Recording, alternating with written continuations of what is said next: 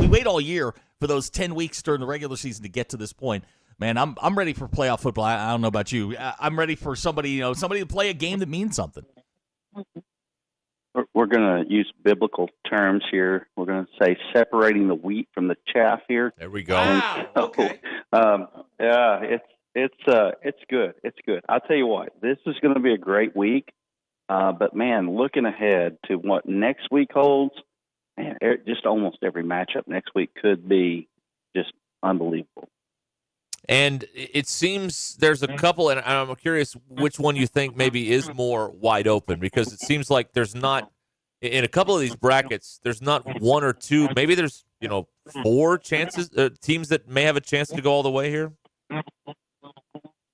Oh, yeah. I think that 3A and 4A this year are probably as wide open as it gets. I like the 2A as well. I look at, 7A a little bit more wide open this year than in the past. 6A and 5A probably not as wide open as you'd like it to be, although especially in the 5A, the tournament is good.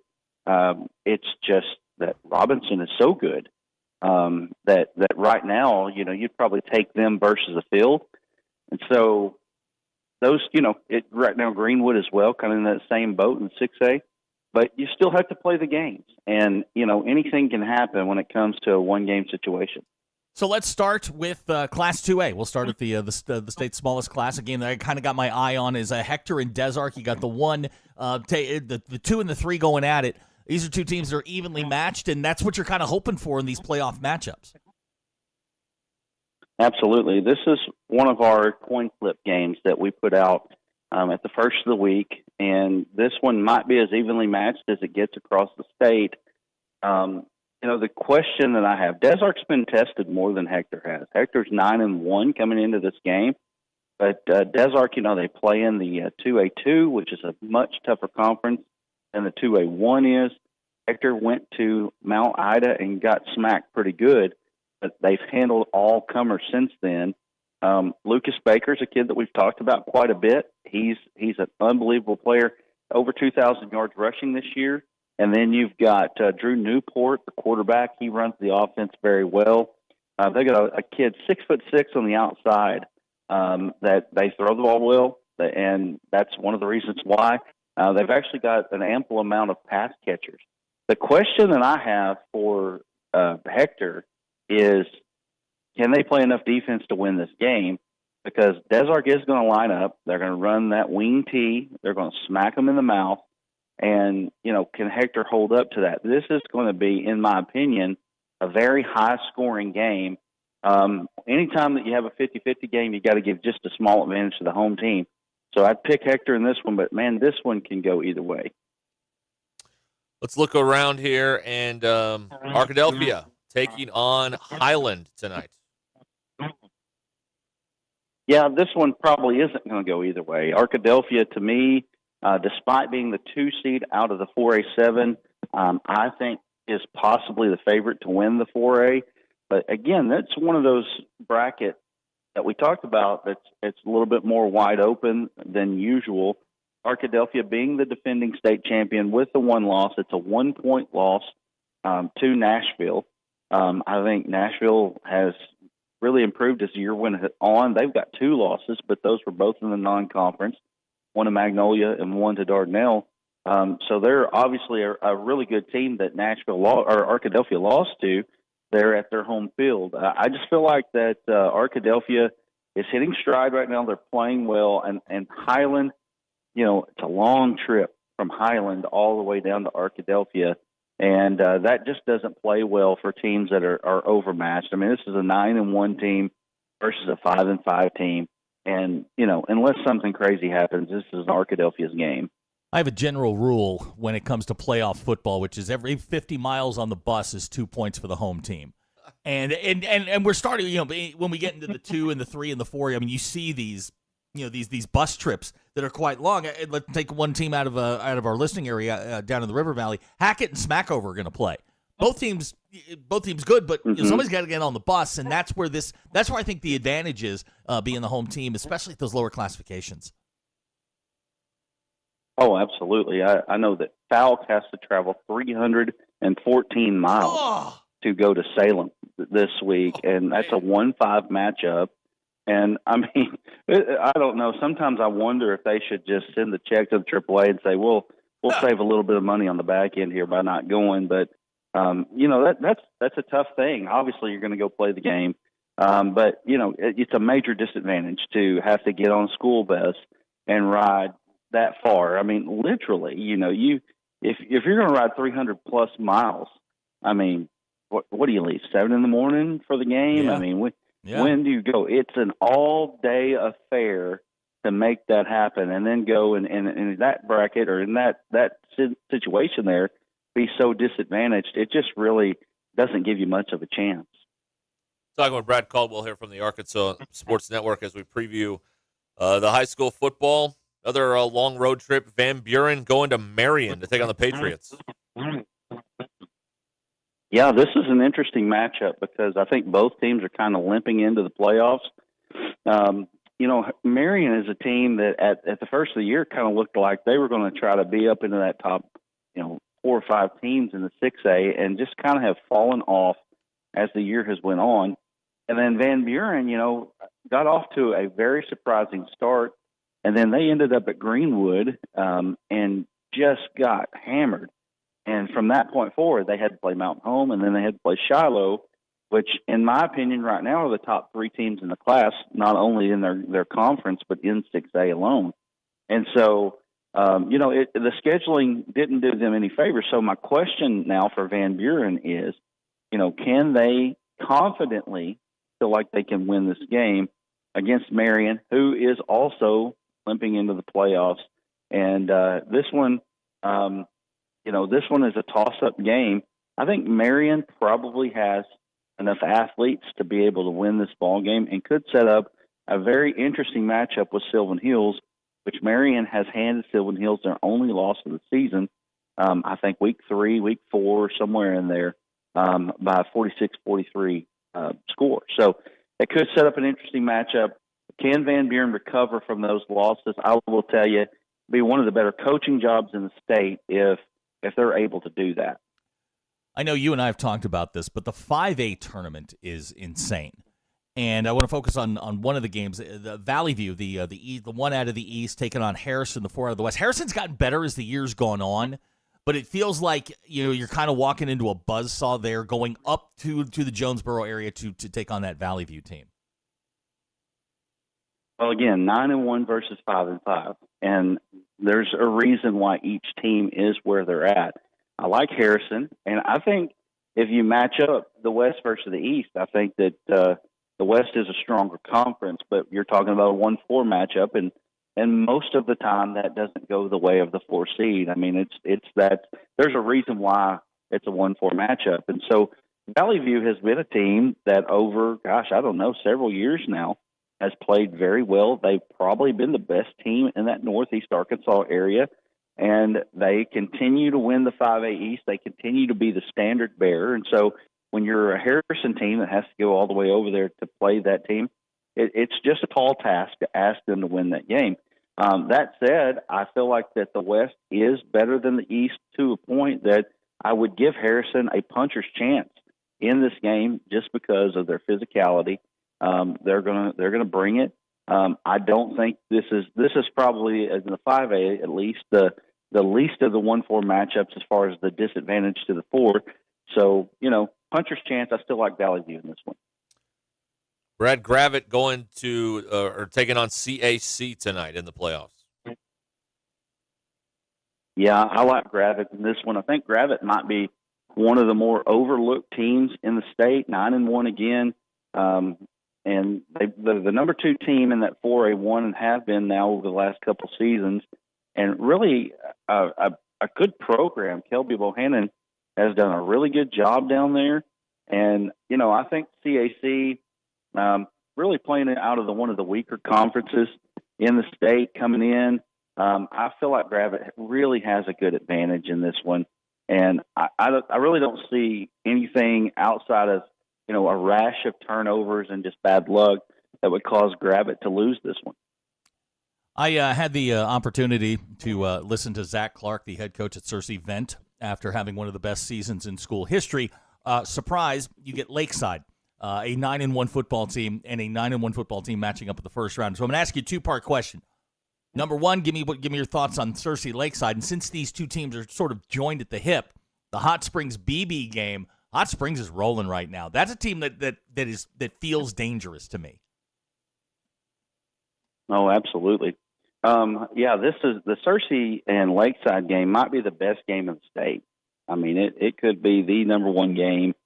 When the AAA matched up the Central and the South, they matched up the two best conferences in the 5A. They're very strong and really, I mean, head and shoulders above the West and the East. So you've got a 3-seed Lakeside who has 3 losses, 1 to Robinson, 1 to Parkview, and 1 to Hot Springs. The loss to Parkview and the loss to Hot Springs, if you total those up, it's 4 points. That's the difference in those games. And so, this is not your just wounded Lakeside team coming into this game. While, yes, they have those losses, they're still a very good football team.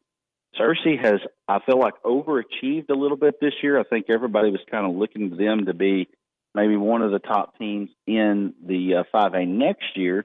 But they've come in and played well, and the sophomore quarterback, Miles, has done a good job with them managing the football team. You look at his numbers every week, and he's just solid. He takes care of the football, does a good job in Coach Clark's offense. He threw for 267 and 2 touchdowns last week in their win against BB. The only thing that I can say right now, if you were to tell me that this game was at Lakeside, I'd probably say Lakeside wins. This being at Searcy, I like Searcy. And then you talk about Hot Springs and BB. I think there's a little bit more separation between these two teams. Hot Springs won the conference, and they're 9-1, and their only loss was to Arkadelphia. And that was actually a comeback loss, where Arkadelphia made a comeback in the game. Hot Springs has just been very, very good this year. I mean, better than expected. I would have thought that Hot Springs would have probably been the 4 seed in this conference this year, maybe even missed the playoffs, but here they are now stepping up and winning the conference. And so, kudos to them. I think Hot Springs is just too much for BB, and I think that they'll move on to what could be an interesting matchup in round 2 with Morrilton. I think that's a real possibility there. Derek's biased on this one, so I'll ask the question. Farmington Harding Academy, another very interesting game in 5A. Well, it's not as interesting as it would have been 2 years ago. I like Farmington in this one. I like, Harding Academy. I think they have reached their ceiling. You know what I mean? When it comes to how high can they climb and be competitive? They dominated the 3A, so they moved up to 4A. They dominated in the 4A. Those Miller boys, I don't know if you know those Miller boys. Them Miller boys. Ruskin, but, man, I'll tell you what, Todd Miller, he can produce some dudes. I'll say that. And Owen Miller was the quarterback there, and I mean, he did a great job leading his team to state championship. And well, hello again, sports fans, and welcome to the Arkansas Sports Network's Game of the Week.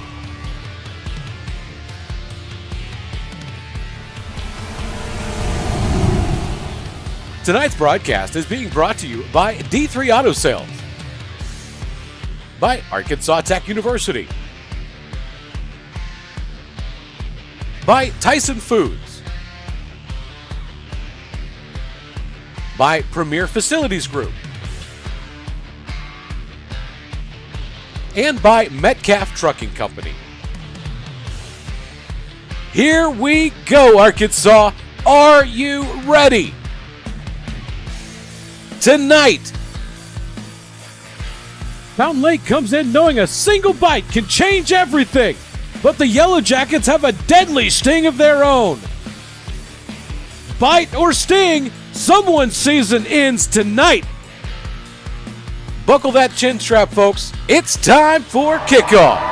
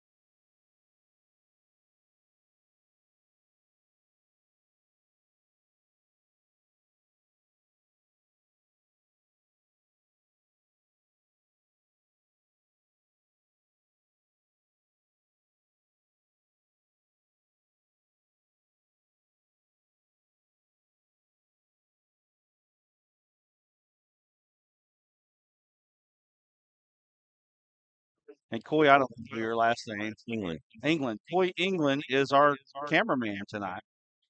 We got Echo coming in. Aaron, gotcha. So we're excited to be here for the first round matchup between Fountain Lake and the Clinton Yellowjackets. 2-seeded Clinton versus 4-seeded Fountain Lake out of the 4A7. Duran, let's get some thoughts from you on tonight's matchup. It's a good time. Weather's nice. A little chill in the air. Not too cold, not too hot. Just a great night for football up here in Clinton. They have definitely had a big day up here. We were up here. We able to cover a little bit of their pep rally. Had a red plate as well. They are actually announcing us right now by the stadium announcer saying Arkansas Sports Network is here. We appreciate that. We're just excited for football. We had a big playoff breakdown. We aired that this morning. We aired it Wednesday night for our members only, but showed it off this morning as well, or this afternoon, I should say. And we talked about Fountain Lake in this game and Clinton as well throughout the playoffs. And Fountain Lake, as I went through their scores, they've got a good offense. They put up some points. I think this is going to be a competitive game. I do think Clinton's got the upper hand, but if Fountain Lake can create some turnovers, and get some things going their way, get some momentum, they're going to have a good showing. We saw their players leave the warm-ups and go over to their tailgate section. Fountain Lake has traveled extremely well all the way up here. It's going to be a fun night of football, Brad. So Fountain Lake comes in, quarterback Cooper Buss is 221 of 341 with 3,155 passing yards, 34 touchdowns, just to 8 picks. He's also got 52 carries for 301 and 7 touchdowns. Peyton Harwood he has, is that right? 111 catches for 1,583 yards and 18 touchdowns. My goodness. Carries Wow. with 22 carries for 178. He's averaging 8.1 yards per carry. Case Hare is he's got 77 catches for 1,295 and 14 touchdowns. So they've got some guys on the outside that can really go. Devin Williams, he's carried the ball 24 times for 184. He's got 1 touchdown. And then he's also actually he's got 24 catches for 184, 1 TD. He's got it doesn't tell me how many carries, but 273 yards on the ground and 5 touchdowns. We know that Clinton is going to bring the wood when it comes to this wing tee offense that they have. They're going to play smash mouth football. Rylan Jones in the backfield, big time performer there. We've also got Zach Hunt Gonzalez, big time blocking back there. And the big thing tonight for Clinton is 17 seniors contributing for this Clinton Yellowjackets football team.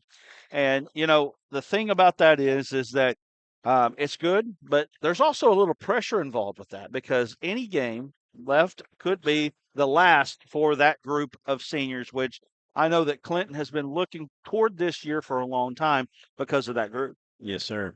Yeah, very special group. We had them on the ASN game of the week against Dardanelle earlier this year. Came down to a blocked field goal at the end for Dardanelle to preserve the win. Dardanelle's been number one in our polls since Arkadelphia got clipped off by Nashville earlier this year. I want to talk about the Fountain Lake offense, like you were giving those stats out. Other than their loss to Arkadelphia, losing 49-7, their lowest scoring output on the year is 26 points, and that was against Nashville. Other than that Right. 7-point game, their last 3 games, actually their last 4 games, they're 6-4 on the year. They've won 4 straight. They're on a 4-game winning streak. They beat Genoa Central 42-0, Malvern 28-23. That's their second lowest scoring output of the year. Well, third after the Arkadelphia game. Then they took down Harmony Grove, a good Haskell Harmony Grove team, 48-28, and then took down Ashdown 49-31. So they're rolling. They can definitely sling it. Clinton's going to have their handfuls on the outside. The big key for me in this game is, can they stop the physical running attack of the Clinton Yellowjackets? They've given up a lot of points. Fountain Lake has on the other side. So I think it's going to be a bit of a shootout. It's going to be a fun one. It sure could be a shootout tonight. We've still got about 1:56 left on the clock, and I'm trying to let Aaron do what he does right now. You see over here we've got Clinton getting ready to run in, and again, we just want to thank the Clinton folks. Number one, tonight we're here, second football game with Clinton tonight, or this year, I should say, and then they're hosting the ASN Basketball Classic coming up, and January 3rd. Yeah, and so we're excited to be there with them. In fact, I'm going to be back up here next week for a basketball tournament. So, I mean, we've got a great relationship with Clinton. Don't have one as much with Fountain Lake, but with that being said, we always are glad to create new relationships. That's right. And the folks here at Fountain Lake have been wonderful to us. See them running on the field. Yeah. Fountain Lake. We got the Fountain Lake running out right now, and we're getting ready to see the Clinton Yellowjackets run out. So we're excited for good football here tonight on ASN. There's Clinton. We're going to invite you to like, share, comment, and subscribe. If you're enjoying this video tonight, man, it's going to be a great game. I'm expecting great things tonight from this ball game. So we want to make sure that you get this out there to your friends. And man, we're looking forward to a great football game. It looks like we're getting ready for kickoff here.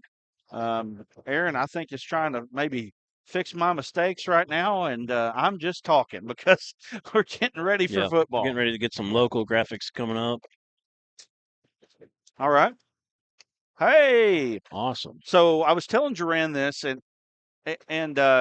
Marcus and Julie Dyson are members, new members here. Members. We do appreciate those and Bill Harshaw's on with us, and I'm getting this over to Facebook right now so we can get our audience in here. But we want to encourage you to become a member with us. We're going to try to do some members only streams as we go through the playoffs, and you don't want to miss that. That's for sure. But we're excited to be here once again. It's a good time here at Clinton, and we're ready for kickoff. The ASN game of the week is right here upon us, and getting ready to kick off for Clinton. Number 80, Derek Infante, and coming back across the 30 or right at the 30-yard line is number 2, Peyton Harwood. That's a name we're probably going to call quite a bit tonight. He showed off a little bit of moves in the middle of some traffic there on that run. So early look at him. All right. So here we go. Fountain Lake will start tonight's action. Nah, we don't have enough room for it. Fountain Lake starts tonight's action. Cooper Buss. Cooper Buss lined up at quarterback. And we're ready to go. Clint showing a little blitz. Yep. They're picking it up. Buss. And there's a slant. Oh, wow. Finds his man. And that is going to be a broken tackle. And, I mean, what a start for Fountain Lake right there. Great first play, great draw up, and we got a flag, though. Flag on the play. Looks like he's initiated holding. First initial look. And that hurts Fountain Lake. That is what it is, and it was holding. And they had a one-on-one situation. Number 7 there, Case Hare on the catch, but it's going to be brought back. I think that's how Fountain Lake has a chance to win this game is getting some speed out on the edges. Can Clinton cover with them in space? Got the inside that time.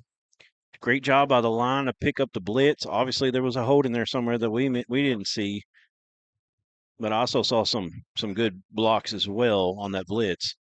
So that's going to back them up 1st and 20. Ball's at the 50. Well, at the 20. I'm sorry. Ball is at the 20, and we're ready to go. Shotgun formation. 3 to the top, 1 to the bottom here of the screen. Bus pitches it out. And Clinton, looks like they're going to be all over that run play. Looks like it's going to actually lose a yard. Number 13 on the carry, Devin Williams.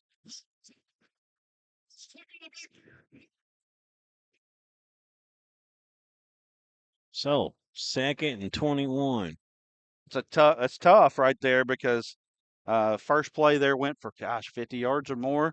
And here we are now with the penalty, bringing them back. They're now well behind the sticks. 2nd down and 21. Still got man-to-man coverage. You got a 1 safety over the top. Let's see if they try to get another little skinny post, top play, or a slant down the field. A 2-by-2 this time.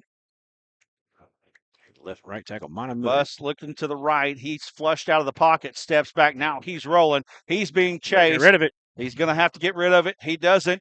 And he's going to get out. A little bit of a loss there. Looks like maybe another yard, maybe 2 yards on the loss. Well, they're going to mark that. It was a terrible spot. Yeah, they're going to I think mark he got that. at least a yard further. Mark that back. In the grand scheme,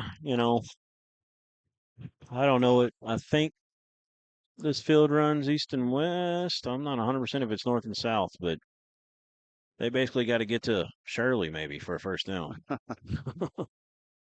So 3rd down and 22 now. I actually make that 23. Aaron's got the compass out.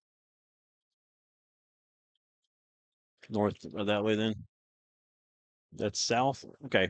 So they're moving from north to south, left to right on your screen. Bus being pressured again, and it's thrown short, almost picked off. They're going to call that a catch. No, they're not. That's an incomplete pass, and that's going to bring up 4th down, and I would say a punting situation here for Fountain Lake, and that's a tough start after the first play, which ended up going for about 50 yards. So it's a good stop from Clinton, though, and they're going to get a chance to get the ball, and they should have good field position. They got their return man about the 48 of Clinton right now. Bus is the punter as well, so you got to watch out for that. Low snap. And that's not a great one. Straight up kick. It's angled to the sideline, going to hit just inside the 50, going to bounce out of bounds. And Clinton is going to start in Fountain Lake territory to start their first drive.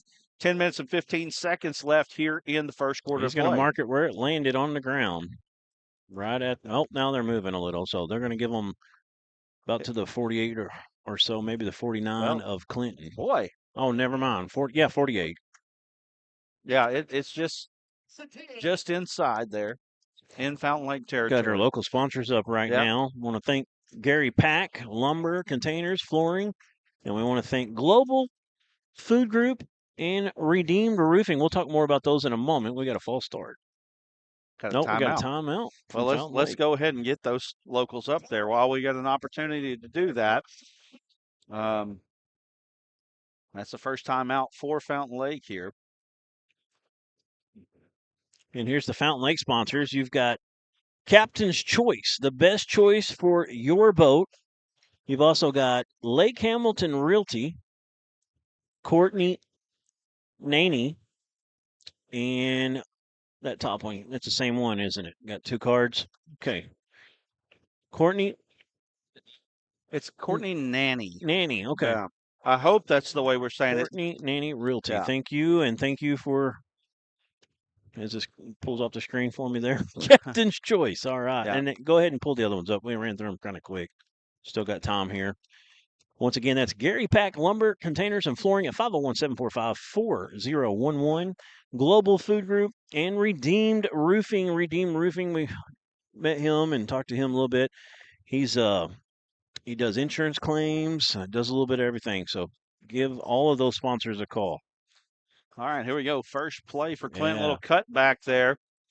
And we got another stoppage of play. And that's a false start. They faked it on a little dive inside and gave it on an end around. They were trying to get, I don't have a roster tonight, but trying to get number 2, Rylan Jones, the ball that time. You're going to see a lot of Rylan Jones tonight. Also, Hunt Gonzalez, you're going to see him get the ball as well. But, man, they also attack the sides with jet sweeps and different things out of this offense. They're really, really good in the run game. I mean, all across the board here. So it brings up first down and 15. Jones gets the ball again, cuts back, and he's got a blocker in front of him, cuts back across the 50, it looks like, and they're going to mark that about the 48-yard line, I believe. Really hard hit coming from behind was number 11, Nate Jordan, a 6'1", 205-pound defensive end and he's also a junior for the Cobras. So Rylan Jones gets back to the 47. Split rear action here. And they're running quickly, and that's Hunt Gonzalez. He gets the first down and more. Tackle. He's put the 20, almost broke one. And he's going to get a big gain there. They're going to mark it right at the 20. That's 27 yards on that play. And already Clinton is gashing them. That's what Clinton does. They run the ball right at you. And like you said earlier, they'll get it outside on some tosses, some sweeps.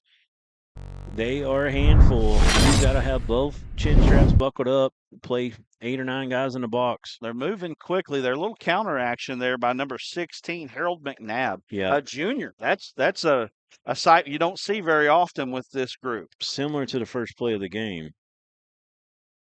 Boy, they're moving quick. Rylan Jones comes across, cuts back. He's going to get down to about the 15-yard line, I believe. And that's going to bring up third down. He's going to be just shy. Yeah, to 16, and I 17 apologize. maybe. That's actually the 11 where they're slotting it. You're so, right. So moving fast here. There you go. 3rd and 1. Hunt Gonzalez through. He gets the first down easily. He gets to about, looks like the 9. So that's a 2-yard gain by Hunt Gonzalez and enough for a first down. Good job lowering the shoulder. I think they gave him the 8. It's tough on the angle for us here. It is. I think it's the 8, though. Looks like he got 3. So, Clinton running the football, but they're not wasting any time. This is the longest they've huddled it since the timeout call, I believe. The first man through is Hunt Gonzalez again. He gets down to, looks like the 7. Is that where we're at there? It's on the forward progression this time. Looks like that's where they're going to mark at the 7. First and goal at the 7-yard line. Second and goal. I apologize. Second and goal. Now, be surprised they don't run something outside on this one. Let's see. See the edge defense here from Fountain Lake. This misdirection's so tough to defend. And it's the same play we've seen a couple times. This time they're there. They snuffed it out. And so that's going to lose yardage. Looks like it's going all the way back to the 10. Got Harold McNabb once again on the carry. Put it at the 9, so loss of 2. So 3rd and goal, and they're going to go 9 yards. Passing situation. So ball on the 9. Got a tight end. They do. Number 41 and an H-back. Watch for 41. I think he's actually, he was 47 maybe. Dufresne rolling out. He throws it at the goal line, and it's a touchdown. And I'm trying to see who scored the touchdown. And is that number 8? I believe it is number 8, Colton Warren on the touchdown catch. Brody Dufresne to Colton Warren, and we've got our first score of the ball game. PAT pending. All right, we'll have a replay of it right after this PAT. Now, this kicker, Infante, he can boot it. Pre-game, he was hitting some. He was lined up only like 25 yarders, but they would have went 40 easily. And here's your replay. Go ahead, Brad. Makes it 7-0, 7:13 left here in the first quarter of action. Quarterback's going to roll out. Dufresne to his right. It's just a little stop, little stick pattern, and puts it right on him, right in the corner of the end zone. Nice draw up that time. Great job running a route, and good job of the quarterback to put it on him. When you put them all in the box, You're basically one-on-one on an island out there, and that's tough to defend. And nice job by the senior Dufresne. You know, I was talking to somebody down on the field, and is it ever a bad thing when the coach's son is the quarterback? You just don't see it to be a bad thing very often. Dufresne 1 of 1, 7 yards, and a touchdown here on that drive. Clinton was definitely working on some onside kicks in pregame. Let's see if they decide to. And there we go, right on the money. And that's loose. He pulls it in somehow through the hit. That was a good job holding on to the football there by Anderson Davis, a sophomore, because he got hit at right about the time that he caught the football. Yeah, he's just a sophomore, like you said, 5'11", 175. Great play. Did you get that chat from Bill, Aaron?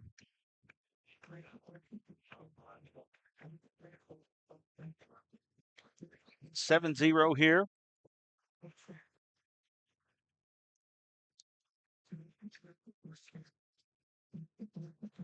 We got a chat poll going on, and Clinton is winning the chat poll right now, 56-44.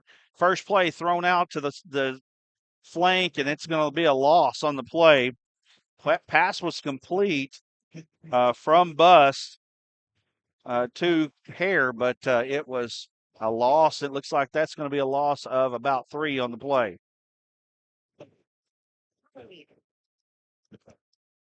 Boy, come out just a hair. Bottom of the scoreboard's right on the numbers, just so you know. 2nd down and 13 to go here. Bus drops back to pass. He's looking down the field. It's well covered. He comes back on the stick route. Nice play. Good catch there. That's going to be a 15-yard completion. Peyton Harwood on the reception, and Fountain Lake's got their first positive play that goes in the books. He just ran to the stick. Actually, just a little past the stick, came back, and just 2 yards past the stick, enough for a first down. So 1st and 10 now for the Cobras, 2-by-2 set. Yeah, they're going to get a free one here. Ball's thrown out again to the flank, and that is Case Hare again. And that time he gets about, 4 maybe on the play. They not actually throw the flag, so if they didn't, they'll have to take the ball right there. I thought this would be one they would decline, and actually we might have got more than 5 anyway, so they would have kept it.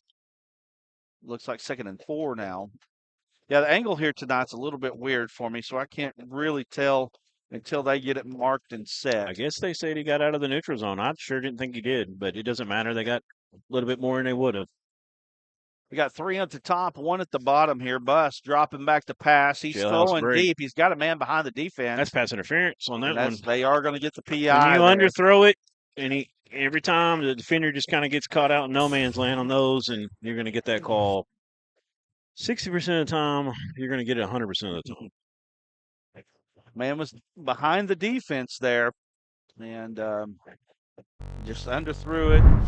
Said it's very hard to not pass interfere on that play. So good job from the quarterback to get that ball out. He was under duress and kind of knew where to go with it. A lot of times guys don't know where to go, and you see them just kind of try to tuck it down and take a sack or force one somewhere that's not available. And he definitely was ready, and that's usually a really good sign that you've got a guy back there that's experienced. Tight set here, 2-by-2 on each side. Bus going to throw a little screen pass. And that gets out on the flank. Big pop. Let's see where they mark that. Number 1 from Clinton came in. That's Caleb McCarver, and laid the wood that time. So it looks like about 2nd and 4 again. 4, yeah. So 6-yard gain on the play.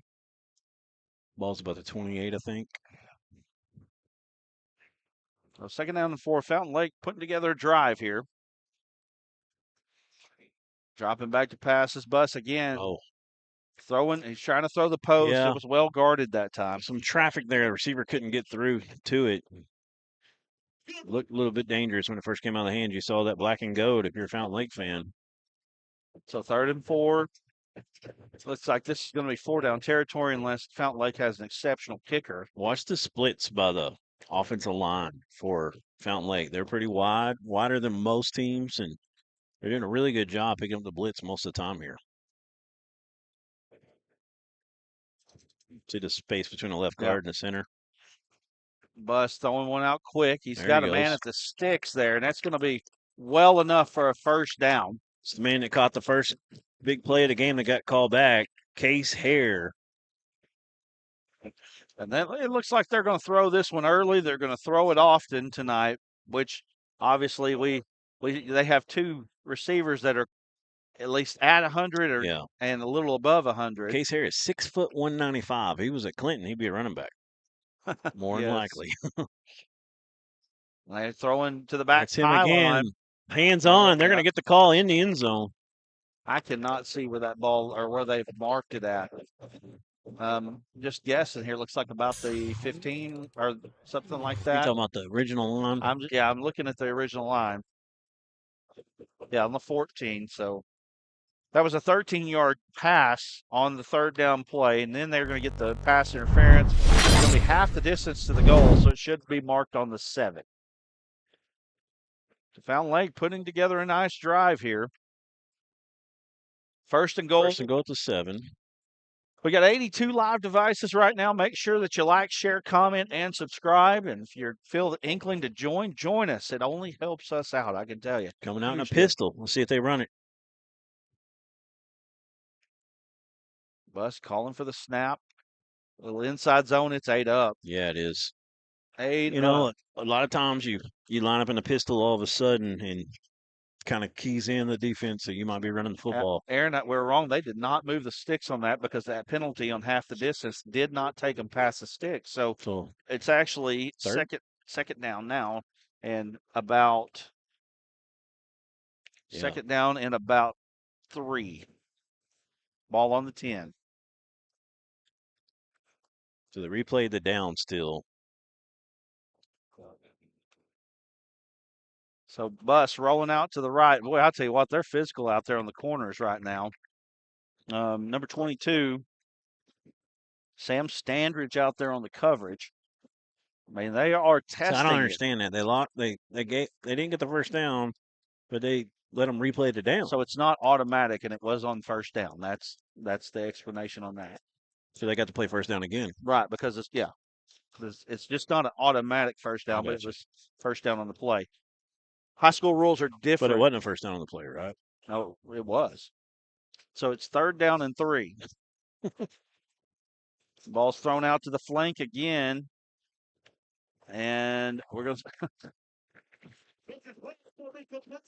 and that's going to be enough for a first down. So this is now first down and goal.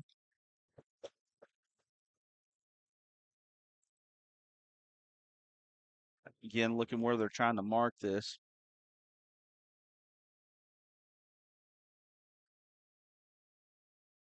Yeah, that was a 4-yard gain on the play. First and goal, ball on the 6-yard line. Fountain Lake trying to go in for a score here with 3:56 to go in the first quarter of action. Ball rolling out. Bus under pressure just throws one, and it's out of bounds there. Again, our angle's weird. It looked closer to inbounds. Right. So hearing a little wind blowing through, we're out here with the fans. Tell you what, Fountain Lake has traveled well tonight. They've done a good job bringing fans. Had a nice tailgate going on this afternoon. It was a great time here before the game, and just a good fan turnout. Great fan turnout here for Clinton as well, looking over there.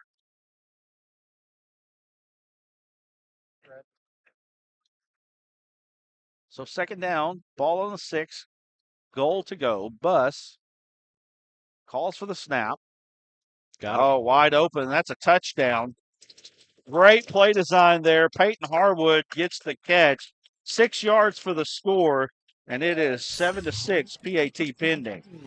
Here's your replay.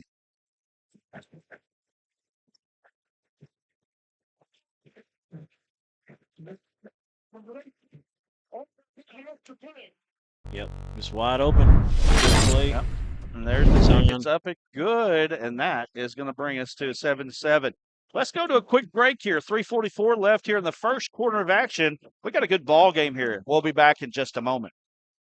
Look, everybody's talking about D3 Auto Sales in Des Arc. Little town, big dealership, okay? And I asked myself, what is it? Is it the pricing? Yes, the pricing. You can get one of these nice vehicles for not a lot of money. Don't be a loser. Follow us on Facebook, d3autosales.com. It's so hot, you're gonna think my prices look like a mirage. Wrong. The prices on these trucks are the lowest prices ever. My trucks look different. Drink plenty of water and wipe your eyes. You're not gonna believe these prices. Go to D3 Auto Sales on Facebook right now. Here we go, and we're back here. 3:44 left in the first quarter. D3 Auto Sales, great sponsor for us. Let's talk about our major sponsors.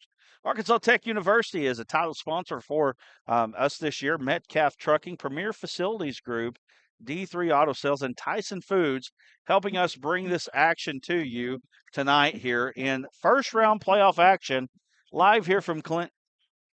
So far, it's shaping up to be a shootout. It's 7-6, and Duran, you were talking about how you're looking at the scores for Fountain Lake, and they're scoring on everybody, and it looks like they're going to do that again tonight, possibly. And short kick had a pretty good set of blocks in front of them. Still not able to get a whole lot out of it. Pretty good job from the coverage team from Fountain Lake. Caleb Carver on the return. Tell you what, Fountain Lake band is wide tonight. They're really getting it. I heard the Razorback fight song earlier on the touchdown. That's interesting. Nice.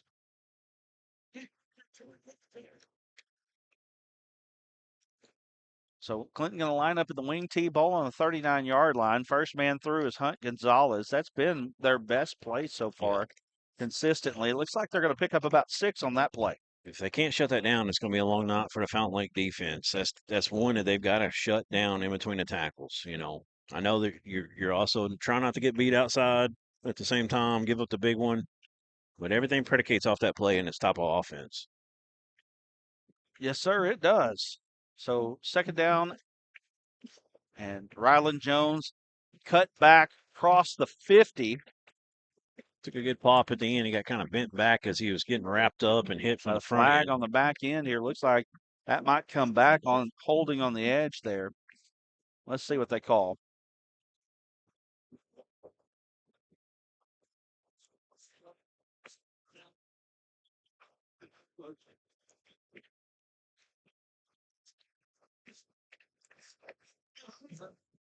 It is going to be a hold, so it's going to back up Clinton. One thing you don't want to do if you're Clinton right now, you don't want to get behind the sticks. When you get off pace here, get off schedule, better way to put that, with this type of offense, it does hurt. One thing that I can see that Fountain Lake's doing is doing a good job of setting the edge on defense, making them cut back in. Handoff goes back to the right-hand side on the counter. And McNabb on the carry. Let's see where they spot that. Clinton's going quick. Fountain Lake has a late substitution. I didn't see anybody come off. Nope, now he comes. Looks like they're subbing out a guy who's lining up outside backer for a corner here. So third down and 8 ball on the 41-yard line here. Little play action pass. Dufresne rolling out. He's looking behind the defense. That's McNabb, and he's all the way to the 15, the 10, and he's going to get down to about the 8-yard line, and that was a huge play for the Clinton Yellowjackets. Yes. Yeah, the replay, as you'll see the receiver kind of out of the frame here, but everything was kind of to the right side. He just kind of came from the backside or down the middle and just kind of came out of nowhere. Wide open, 10 yards behind everybody. 51 yards on that play, and Clinton is now threatening to score. Big 3rd and 8 play there for Clinton. Hunt Gonzalez right up the middle. He gets down to close to the goal line. No signal yet. Going to bring up 2nd down, and it looks like it's going to be right on the goal line. And give credit to Peyton Harwood on that tackle on the big pass. His speed showed up there, and he almost ripped the ball out. If it wasn't for that, they'd already be in pay dirt. I would expect a little bit more of Hunt Gonzalez right here with 1:37 to go. And they got Jones back there too. Hunt Gonzalez first man through, and he's going to score. Dufresne knew it when when he handed it off, and that's a touchdown, Clinton, 1 yard out. Zach Hunt Gonzalez, and that brings the score to 13-6, PAT pending. Missed it again, Coy. They're getting fireworks on the far end. No, they didn't. So Infante in the kick. Watch where this ball lands. Yeah, he line drive that one. I think No it's good. left. No good. So it makes it 13-6. Yeah, that's a big miss right there. Fountain Lake now just has Fountain Lake just has to get an extra point if they can go down and score to tie this thing up. All right. So we're, I guess we're going to hang here because they're probably going to work pretty quickly here. 128 left. It's been an offensive battle so far. Clinton, 65 yards on the ground. They're 2 of 2 passing for 58. They've already got 123 offensively. Yeah, and really it's the pass play. You know, they got the first touchdown. I mean, it was a run play to set it up. They got the first touchdown, but it was a big pass play on that second drive when Fountain Lake had kind of slowed them down a little bit, got them off schedule. It did the big damage in that second drive. Fountain Lake not doing anything on the ground right now, but really through the air. Cooper Bus, 7 of 10 for 47 yards right now. Penalties have hurt Clinton so far and hurt them on that last drive. See if they can clean them up a little bit here. Fountain Lake doing a good job. They're putting a lot of pressure on Clinton through the air, probably more than they've probably seen. I mean, I don't think that you've seen a team to throw it that much. If Probably you're since they were sophomores going up against Grayson Wilson. There's another onside in this they one. might have got it. I don't think it went out of 10, bounds. did it? Or did it go out? I think it went out, but I think that their plan is to try to keep it out of their hands. Take your chances on getting it back.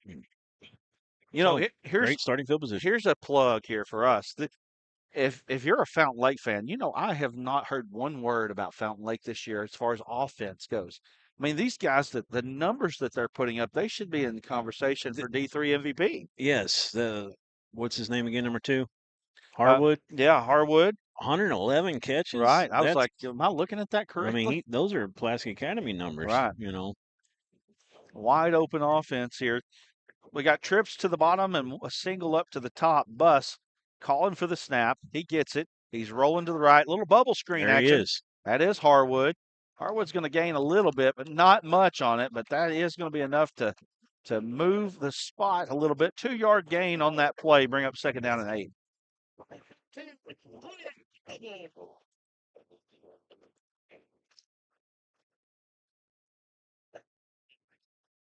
Make sure you're liking, sharing, commenting, and subscribing to us. Also, if you'd like to, much like Marcus and Julie Dyson did, they joined us on the classic level. We got some members-only streams that we'll be bringing you throughout the playoffs. Here we go, Bus dropping back. A little screen pass there. Not much doing on the screen pass. Yeah, might have got a yard, maybe a yard and a half. Lucky to get that. Wow, never mind. According to the stick man, full 2 yards. So Zach Hunt Gonzalez on the tackle, 2-yard gained on the play. Bring up 3rd down and 6 here. Big play here. We've got maybe one more play left in this first quarter of action unless there's an incomplete pass. 20 seconds to go.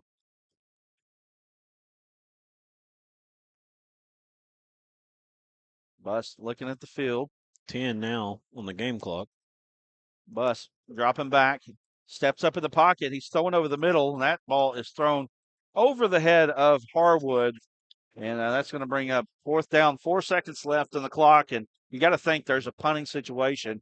And, you know, we got some boos coming out of the crowd there. Might have been a hold there on the throw. There was definitely a jersey pull. I saw it on Harwood, getting his jersey pulled a little bit. Think about the teams that Clinton has played. I've not seen a team air it out like that. I agree.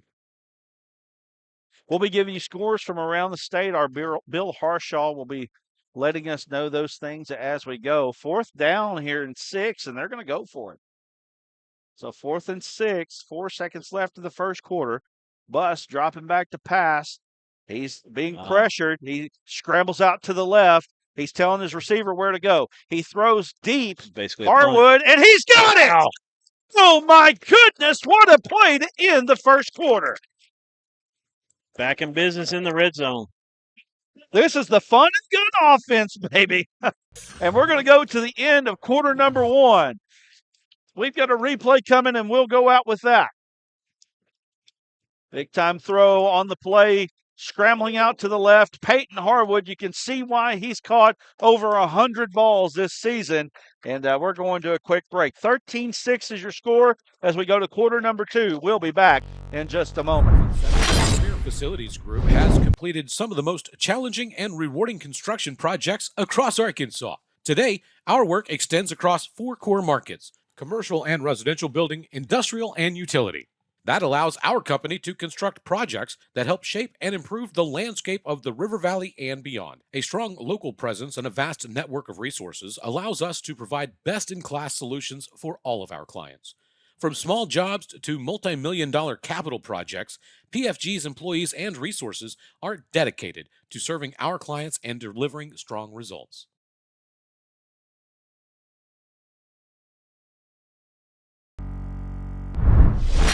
They're on the 8-yard line. So they're going to mark the ball on the 8-yard line, 47 yards on that last play. And that gets us to where we're at right now, opening up the second quarter of action, 13-6 Clinton.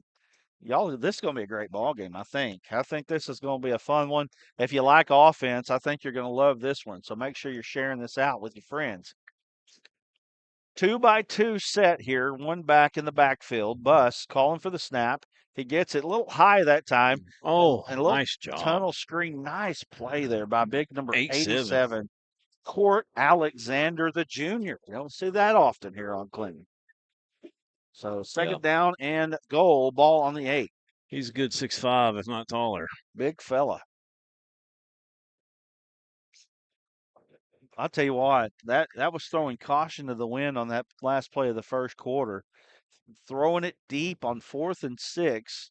You know, Coach Matt Richardson, he's saying we didn't come to paint. We He had a came to win the great game. speech out here talking to his kids Oh, yeah, it was awesome. pregame. Talked about it being a privilege to come out here with the lights on before the game even starts. I was pumped.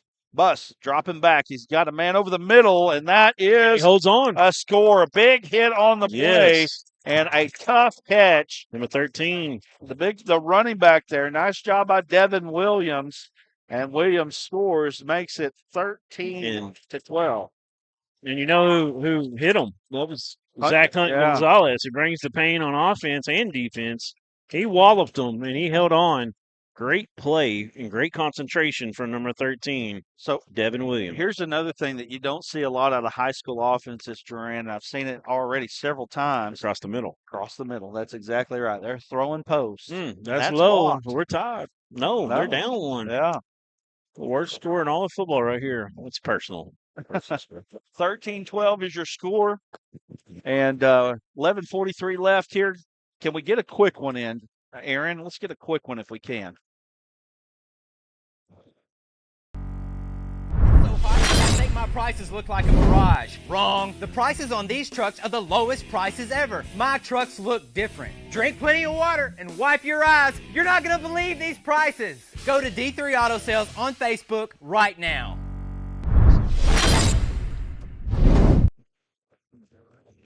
All right, we're back here. 11:43 left. We want to say thanks to D3 Auto Sales. They are the sponsor of the MVP trophy, and we're starting to pare that down right now. So make sure, hey, that we know who's doing what. You know what I mean? Tell you what, Peyton Harwood is definitely going on to the list.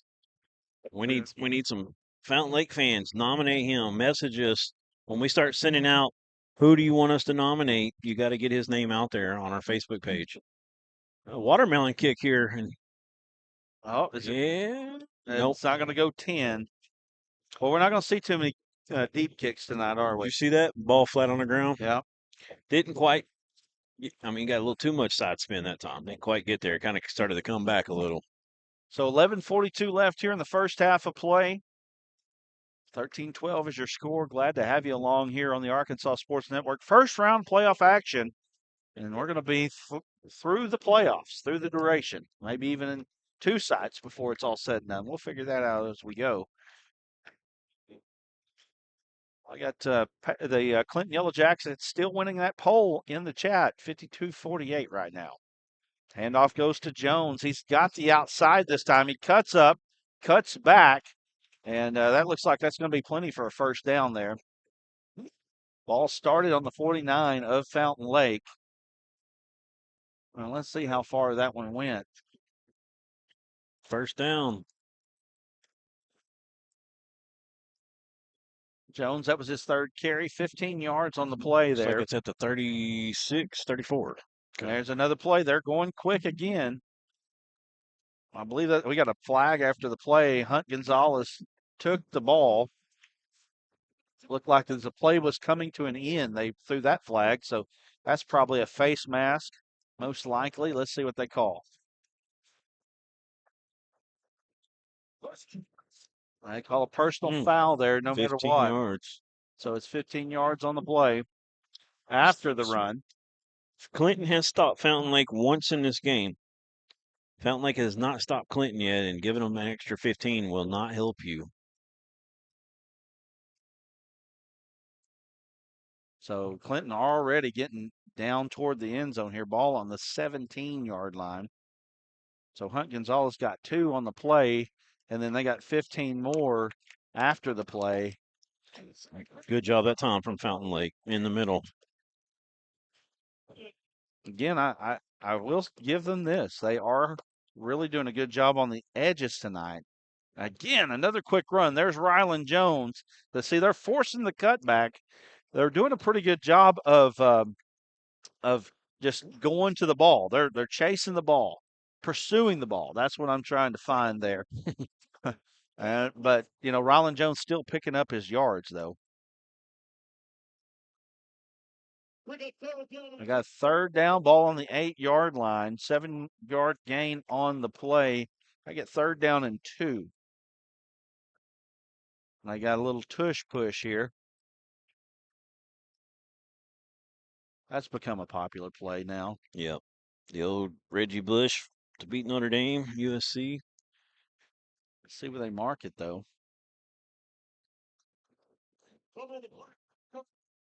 Oh, fumble on the play. Yep. Clinton recovers. Where's the ball going to be marked? It's going to be a 4th down mark here, it looks like. Looks like the 8. That's Or is that on the 1 or the 1 yard. So it should be at 7 or 8, somewhere in there. 7? Yeah. So 1 yard gained on that one after the fumble. Hand it to Hunt Gonzalez, and he's through, and that's a score. Yep. Busted through that time. Was able to kind of walk in at the end. Tell you what, I don't think they won a whole lot of that there. You know what I mean? We're finally ready for fireworks. Oh, there they are. Go up, go up, go up. There you go. Too tight on that one. We got a little burst in there. 19-12 PAT pending here. Here's the kick. It's up. It's good. If you like offense, that one would have went 40 probably. It's going to be an offensive game tonight, folks. No doubt about it. I think we may see somebody score 60 tonight. It's 20-12 so far. You got a replay going there? Yep, replay up the touchdown. Frayne just turns around, hands it to Big 3-4, and he just busts through, breaks one tackle on his way in. Justin Smith in the chat saying, great game so far. I don't know what's going on over in Blytheville right now. Yeah, Pottsville Apaches up at Blytheville. You got a big powwow going on with the Chickasaws. Right. By the way, I don't know if Bill Harshaw's updating us on scores or not. I can't see him, so make sure you're staying on top of that for me if you can. Yeah, let me check the chat. I don't think he is right now. So it's Blytheville's up 20-12 on Pottsville right now, but it looks like Pottsville is driving. I knew that was going to be an interesting game there in Blytheville, and it looks like that's what it's shaping up to be right now.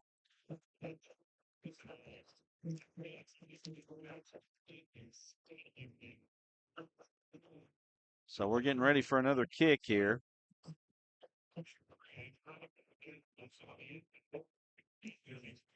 This one actually is going to be kicked deep, and is it going to get to the end zone? It does. Boy, that one almost stayed out. It's almost went dead about the 2. But that's enough for a touchback, so that's going to bring it out to the 20, and that is where the Fountain Lake Cobras will begin. I'll tell you what, it's getting a little chilly out here with this wind. You need a hug. Relentless. You need me to give you a hug? We're not in a break. Yeah. Oh, I'm sorry. Not supposed to hear that. No, I don't need any skin warmth or anything like that. Looks like Pottsville's about to score. All right, so here we go. Back in that pistol. Let's see if he hands it off. They do hand it off to Williams. Williams is stopped. Let's see what they give him on the play. Got a little bit, not much. It's like 2. They're really not even trying to run it that much. I guess enough. You got to keep them honest. And, I mean, it should be open. They're spreading them out well. I'm telling you, if I was Fountain Lake, I'd have a hard time not throwing number 7 in there.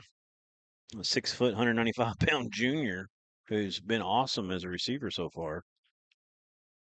Every once in a while, give him something between the tackles. Bus dropping back to pass. Good coverage. He's rolling out again. Bus can make some plays back there. He's got to get rid of it. He does get rid of it there. Great coverage that time. Tell you what, be careful there. Tell you what, that was almost a roughing the passer. Harwood kind of got open at the end, but at that point, I mean, he'd have to hurl it 50, 60 yards in a crosswind. Tell you what, Bus is doing a good job While against he's the running. pressure. Yeah, he is, because he's been pressured out of the pocket quite a bit. Yeah, I mean, we've seen a lot of screens, I think, because of how Clinton's playing it, and might be time for another one. Second, it should be 3rd and 8, unless there's a flag on a play. They haven't changed it on the stick yet. Yeah, we do have a flag. It's either a hold or a roughing the passer, one of the two. It looks like they're marking it back. Mm-hmm. They did mark it back, so it is going to be a holding call on Fountain Lake. They're going to decline it, though, so it brings up 3rd and 8, I believe. Yeah, I think you're right about that. Oh, no. An eligible receiver downfield. Well, see, that's another thing you don't see very often there, right?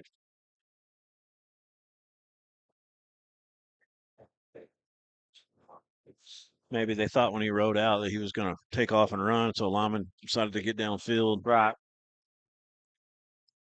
Big play. Fountain Lake's had a couple of plays like this where they converted tonight. Let's see if they can do it again. Empty set now. Throwing it out. That looks like a double pass. It is. Looking for Harwood. He's coming back to it. There's nothing there. Great coverage from Clinton. When they throw the wide receiver out there, he's going to throw the football. He's never not going to throw that football. And did throw it out of bounds. Right? So big stop there by Clinton. And looks like it's going to bring up a punting situation. So now Clinton has stopped, Fountain Lake twice. And so far, Fountain Lake has not proved they can stop Clinton. Well, they've gotten close. They've gotten close a couple times, but just not been able to stop them. Zach Hunt Gonzalez is really giving them trouble. It's a good punt here. He gets one. Yeah, pretty but good. He's going to have time to return. Oh, he drops it. That's big. And he gets back on it. Yep, he is on it. So Clinton will start right about the 45-yard line here. It's Colton Warren getting back on at that time. So 20-12, 8:39 to go. This is a pivotal moment in this game for Fountain Lake. You don't want to get down 2 scores. You're already down 8. But you're still 1 possession by the skin of your teeth. Yeah, I'm looking at it right now. We got Pottsville and Blytheville playing right now in the second quarter. It's 20-12 Blytheville. And first run, a little bit of positive yardage, not much doing there. That was Rylan Jones. Gave him almost 3. 2nd and 7. Yeah. But if you're Fountain Lake, that's not a bad job right there. They've been gashing you pretty good.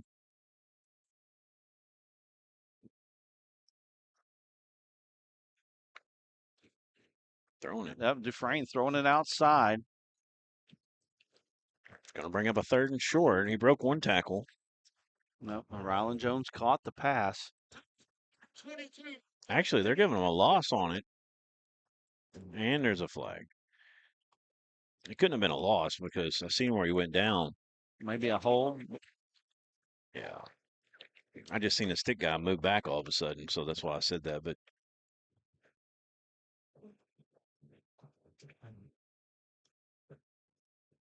that'll replay it down now.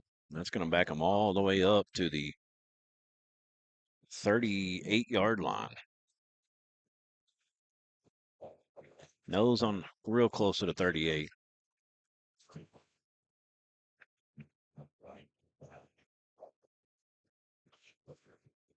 Shotgun, you don't see that too often. Little ball fake. Slant. Oh, absorbing the contact.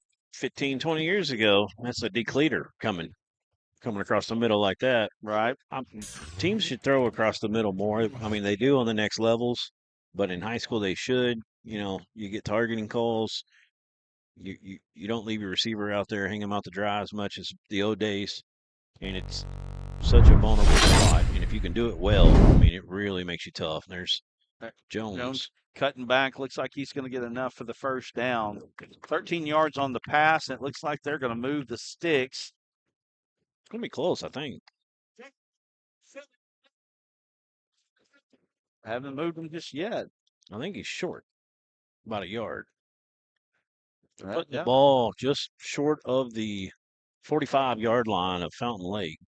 Yep, so it is going to be 4th down and short here. They need to get to the 45 for a first down. The ball's on the 46.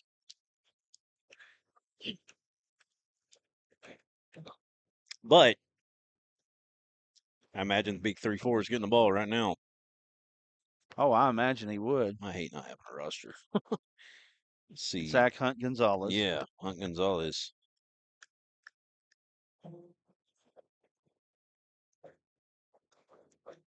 They're still discussing some things here.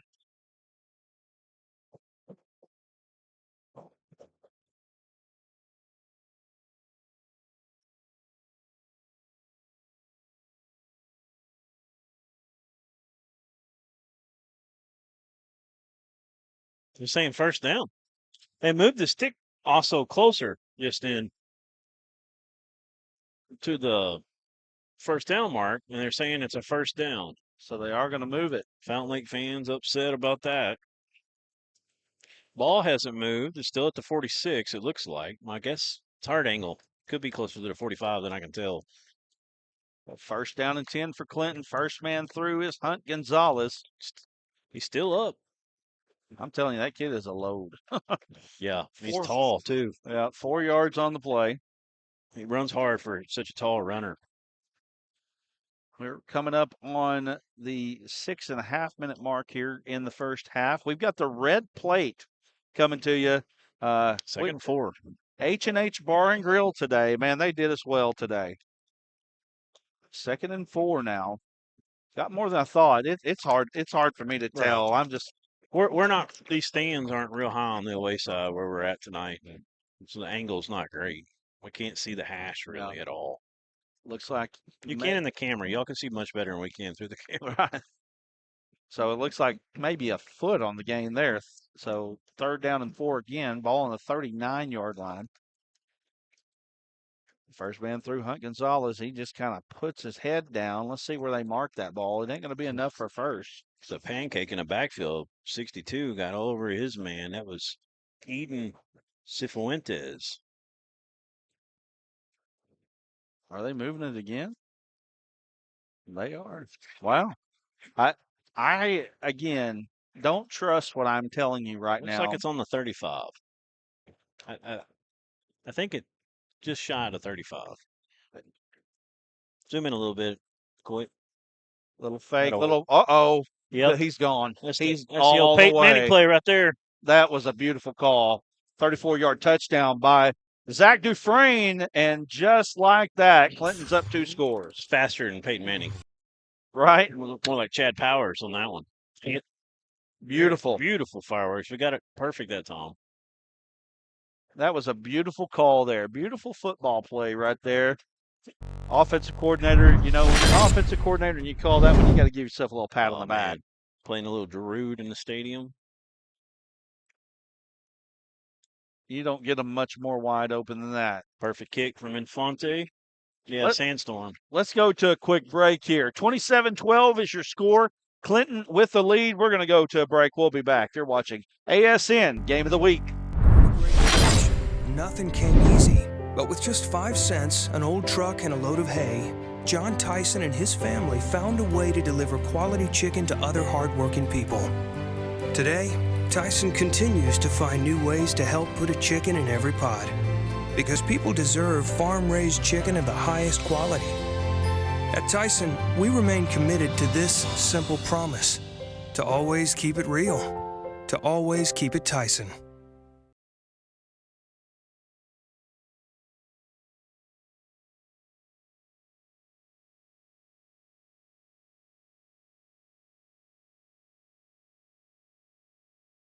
Look, everybody's talking about D3 Auto Sales, and I say to myself, there must be something special about this dealership, and it's their prices. You can get one of these vehicles right up here for not a lot of money, right? That's D3 Auto Sales in Desart, d3autosales.com. No, they weren't. That was D3. Sorry. Oh, we're back with a kick, another deep kick, and it's going to die. Oh, wow. Uh-oh. That's not good. Might end up being, if you can get some guys out of their lanes, they got a flag. Yeah, flag. It's coming back. It's going to be a hold on that play.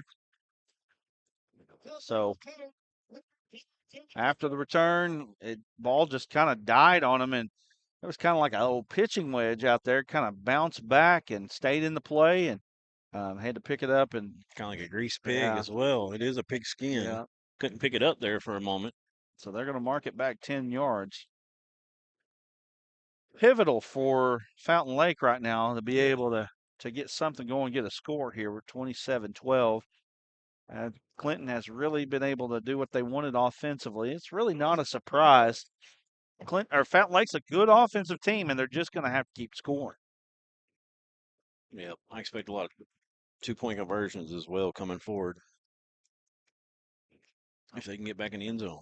Ball on the 10-yard line. Bus dropping back to pass, stepping up in the pocket, throwing over the middle, and that's good defense there by Clinton. A lot of man-to-man bump coverage on the outside, but he wasn't even looking at those guys that time. He's going to the guy he threw it to the whole time.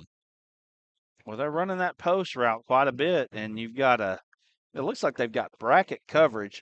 Every time they throw it, they're running two at him. If you'll watch the outside guys, you'll see a lot of hand fighting. Don't see that a lot in high school. In the frame sometimes, just depending on how tight we are or not. 2nd and 10. Good time to hand one off, in my opinion. Bus. Oh, I know. Stepping up again. Oh, he's in trouble. Yep. Gets out of there. Out looking somehow. like Patty Mahomes right now. He gets some yardage. A little bit. Yep. He got rode up a little bit. He's going to get up, though, I think. Yeah, he's up. Didn't feel real good, though. No, you can see the way a little bit of that. He is going to come out of play.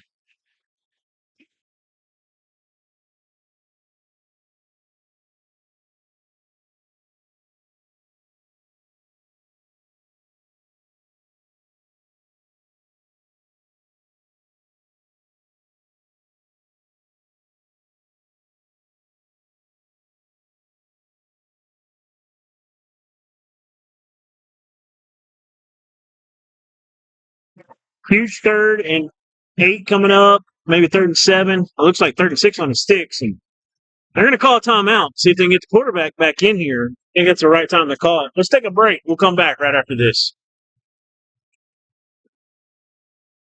His computer's still working. Don't get out, Yeah. But with just 5 cents, an old truck, and a load of hay, John Tyson and his family found a way to deliver quality chicken to other hardworking people.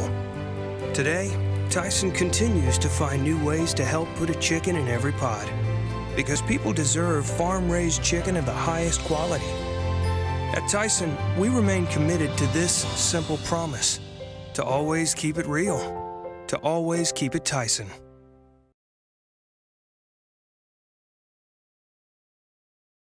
Arkansas Tech University has pathways to go to college beyond free and help cover the cost of your education. While other universities may claim a debt-free option via a special scholarship, ATU doesn't need a special scholarship to cover tuition and mandatory fees because we're already one of the most affordable universities in the state. Instead,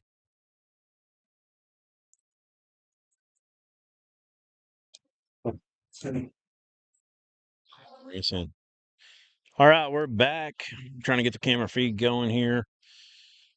Quarterback's back out there. He's back to pass. He's got a lane. He's going to take off and run up the middle. Now he's got to cut it outside. Around the end, he's going to be close. I think. Depends on the spot here.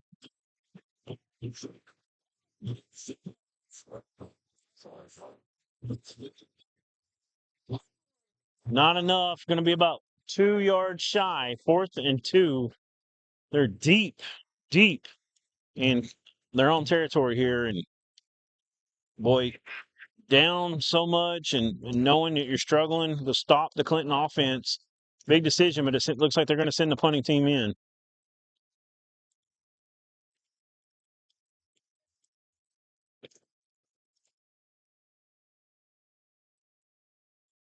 There's the punt. It's a good one. He's going to have a little room to return one. Fielded at the 50. Coming over the right side. Ew, hit from behind. And kind of similar to how the quarterback went down earlier for Fountain Lake. He gets up just fine. Looks like he's good to go. Flag on the play.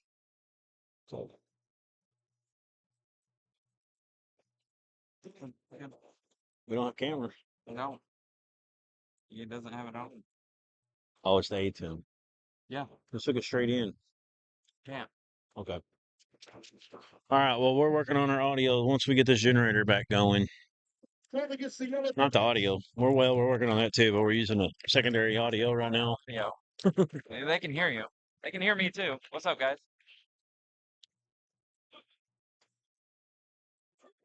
So flag on a play. It's going to back Clinton up. So they're going to mark it just shy, right on the 40. So they'll start at their own 40. They're up 27-12 with 3:31 to go.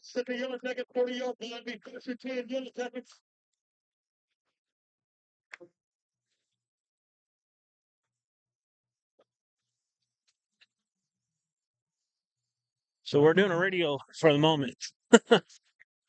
So they're going to throw. Clinton's back. He's got a wide open receiver, number 16.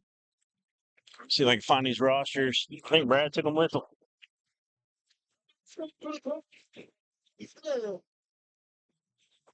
Threw it out to number 16, Harold McNabb.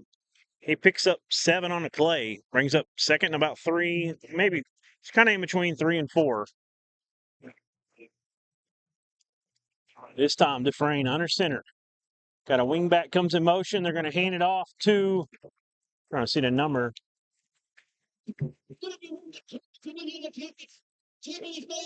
It's like number 16, Harold McNabb, who just caught the last pass. He gets a first down, picks up just enough.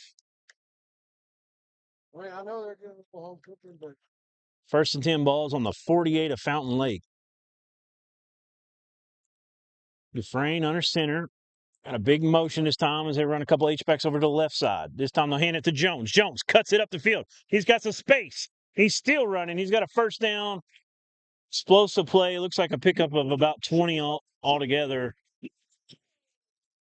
And Clinton is rolling. Time is just under 3 minutes as they reset the chains. 2:59 to go.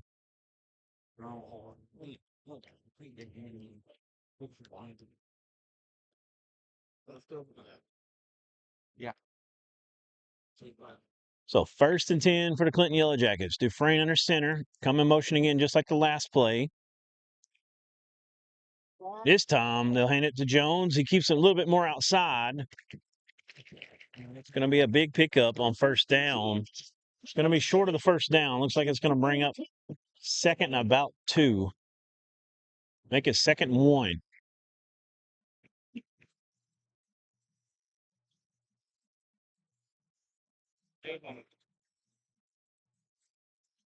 Ball's down to about the 20-yard line.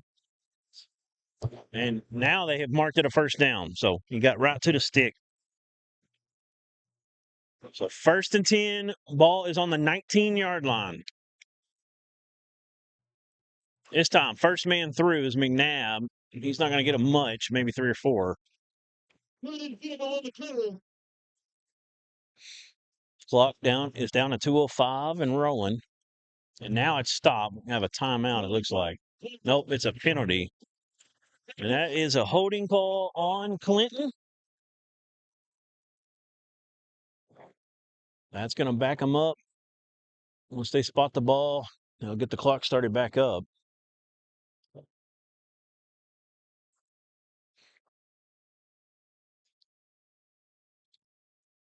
Yeah, we know the camera is down right now. Our generator, we're on the away side. Our generator has gone out at the moment. We're trying to get that back on. We have no camera feed until that happens.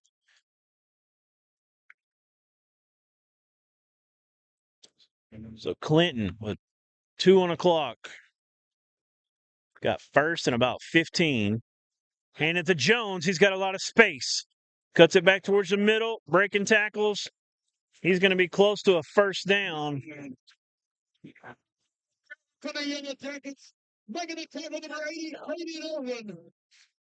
Just gashing them right now. He went to go get gas out of the van. The thing was full, so it should have lasted way more than one game.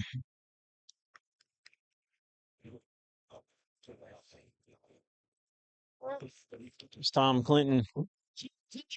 Gives it off to Jones. Jones, that was first and go from the 9. It's a small pickup over the left side.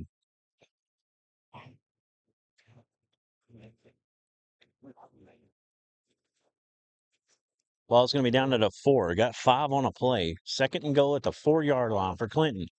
They're up 27-12, minute 05 to go. I wouldn't be shocked if they take their time a little bit here. Jones has it over the left side again. Not going to get in. It's going to be real close to the 1-yard line. Trying to get 2 to go now, but number 24, Michael Brown. Going to be third and go from about the 1. And we got a whistle right before the snap. I think Fountain Lake head coach came and got a timeout. He did. So we're going to go to a sponsor while they go to this timeout. Let's actually pull our locals up. I'll talk about those. We haven't done that in a while. You got your sponsors for Clinton Yellowjackets up first. That's Global Food Group, Redeemed Roofing LLC, and Gary Pack Lumber, Containers, and Flooring at 501-745-4011. Go see the proud supporters of the Clinton Yellowjackets. Over for the Fountain Lake Cobras, we got Captain's Choice, the best choice of your boat. Hot Springs, Arkansas. And we've got Courtney Nanny, Realty, over at Lake Hamilton Realty. Go give her a visit and go see Captain's Choice as well. Thank you for supporting us here at the Arkansas Sports Network and supporting the Fountain Lake Cobras.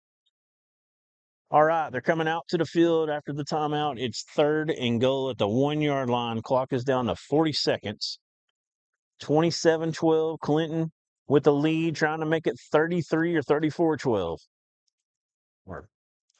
They're going to hand it to Hunt Gonzalez over the left side. He's in. He's in standing up.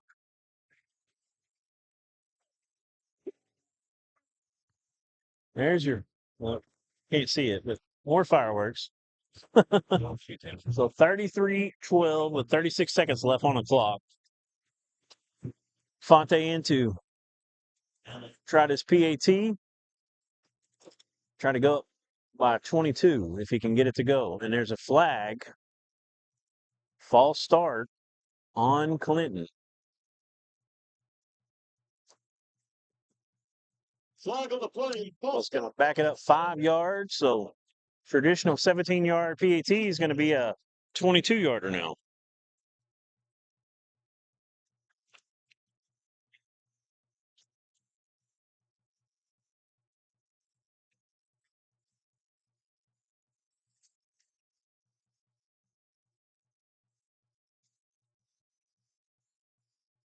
Do we have a capture card in anything?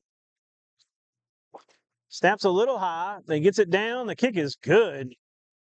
Plenty of distance. And it's 34-12 Clinton with 36 seconds left. Let's go to our main sponsors now. We'll be back right after this. You belong at a school that understands your needs. At Arkansas Tech University, you'll receive a personalized education designed with your interests in mind. offering over 115 undergraduate degree options, both online and in person, with classes taught by dedicated instructors committed to helping you succeed in your chosen field. Grow beyond your expectations. Apply today and discover why you belong at ATU.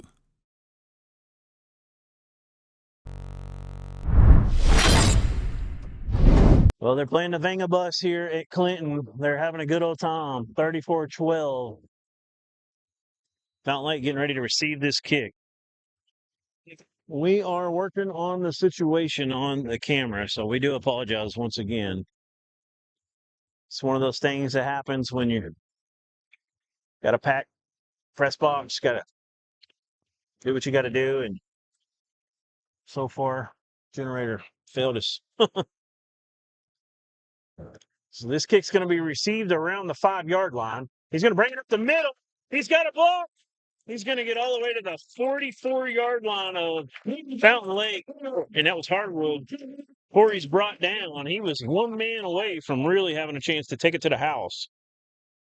He's got 30 seconds left to go in. But with 30 seconds left, Fountain Lake's going to have the ball officially at the 43-yard line of Fountain Lake. About a 38-yard kick return that time from Harwood. Great job from that young man. They need to score, and they need to score quickly. Clinton will get the ball first at half as well. So if you could find a way to get something in the end zone here in 30 seconds, it would really help you out. Going to come out in 4 wide, 2 by 2. Now the running back's going to leave. They've got an empty set. He'll come up in the H-back position. Quarterback is back. He's looking. He's going to throw it out to the side. A one-hand catch from Harwood, and he gets out of bounds. Just shy of a first down. It's going to be 2nd and 2. Ball is about the 50. Make a 2nd 3, ball on the 50-yard line. They're going up quickly. 10 on the clock. They'll spike it with 8 seconds left. They'll say he did not get out of bounds. And Fountain Lake fans are in uproar right now. It looks like he was out of bounds. And he waved his arms that he was out of bounds. But they did not stop the clock. Arms. Well, I think they'll fix it here. Referees are conferring about it. And the white hat is stepping over towards. And the crowd's not happy, Durant. Judges and the Clinton sideline at the moment. Talking with Coach Dufresne.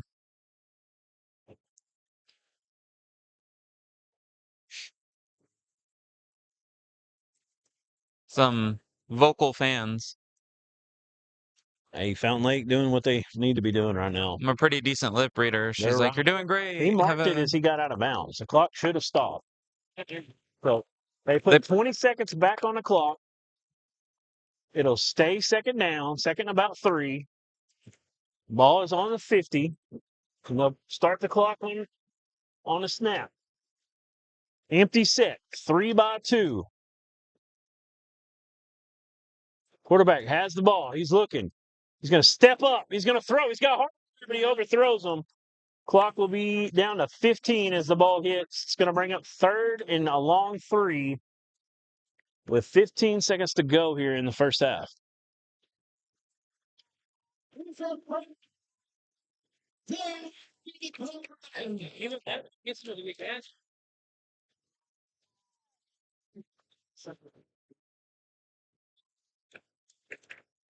Welcome to the back of the truck. Hey, will you go down there and see if you can find any kind of plug-in around the pole or anything? You already looked? So here we go. 15 seconds left. 3rd and 3. It's got a good pocket down the middle. Receiver catches it. That's number 7, one of their go-to guys. He's going to have the first down. They're going to have to spike it quickly. With 8 seconds left on the clock. 8 on the clock at the moment. It was caught by number 7, Case Hare. Nice pass from Buss. Both of them just juniors for this Fountain Lake team. I'll tell you what. And they got a holding on the Yellowjackets. Clinton in the secondary. So that's going to add more yards on. See if they accepted it or what we got here. They're still discussing. Yeah, and Clinton's still got all their timeouts.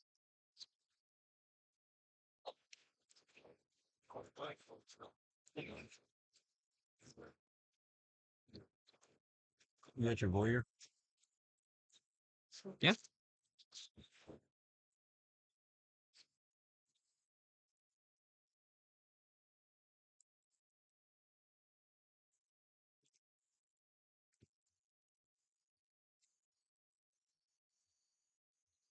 It's Stevie Wonder in the background.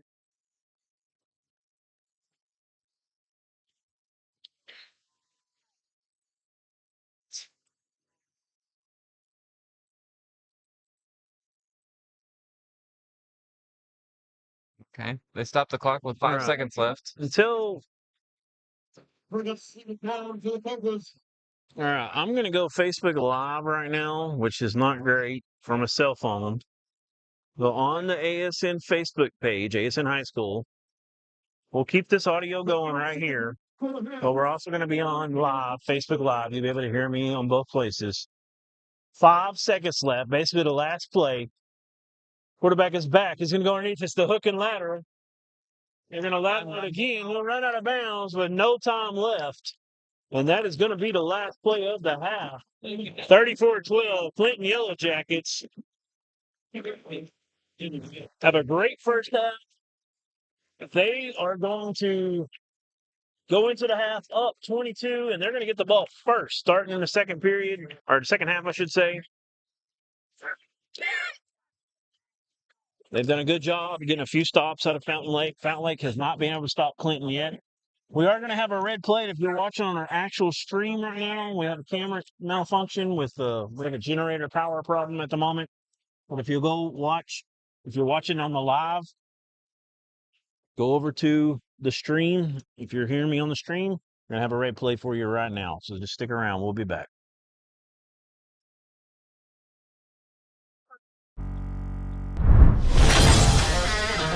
What's up, Arkansas Sports Network fans? This is the Road to the Red Plate, celebrating Arkansas's finest restaurants.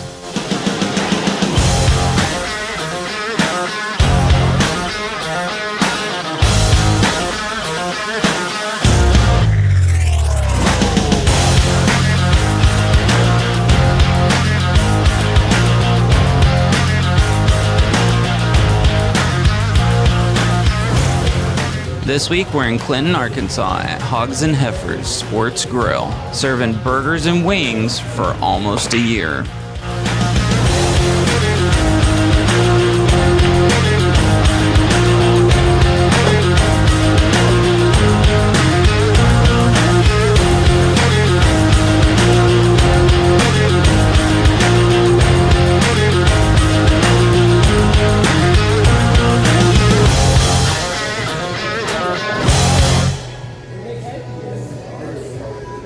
Brad, go ahead and tell us about the food we had. Well, I had buffalo wings, which I'm kind of a stickler for buffalo wings. I love buffalo wings, and really some of the best wings that I've had. They were really meaty and saucy, and just good overall wing. Very solid place to eat. Just looking at everybody else's food, it looked good, and the presentation was really well. Solid performance here by Hogs and Heifers. Yeah, just a really good time up here in Clinton at Hogs and Heifers, a place we'd never heard of before. This is another little hidden gem that we kind of run into a lot as we've been doing this. We've got a rankings we're going to come out with very soon as well to talk to y'all about where everybody's at on the leaderboard. But yeah, I mean, just a fantastic place. I had the bone-in sweet chili Thai sauce on them. It's kind of a teriyaki sort of. Honestly, it's better than Buffalo Wild Wings in my opinion. Had a really nice batter on the wings. We also had appetizers. We had the Southwest egg rolls. They're a lot like the ones at Chili's, but even better. They told us that before we ordered, and they were right. We agree with it. It came with a really good, kind of a Southwest sauce, kind of a ranch base. We also had the fried pickles, and they were spot on, really good. We've had some really good fried pickles in these red plates that we've done. But yeah, I had the wings. They had a pool table. They just got the pool table. We played a little bit, just messing around while we were waiting on the food, and just really friendly staff. Everything went great. So just all in all, a great experience here at Hogs and Heifers. We're here at H&H in Clinton. Great atmosphere. As soon as I walked in, I noticed there's plenty of TVs. Be a good place to watch a game, any game. We had the Southwest egg rolls and fried pickles. Egg rolls were great. Fried pickles were good. I had the double burger, which was a massive hamburger. Cooked perfect, had a little sear on the outside, real juicy on the inside.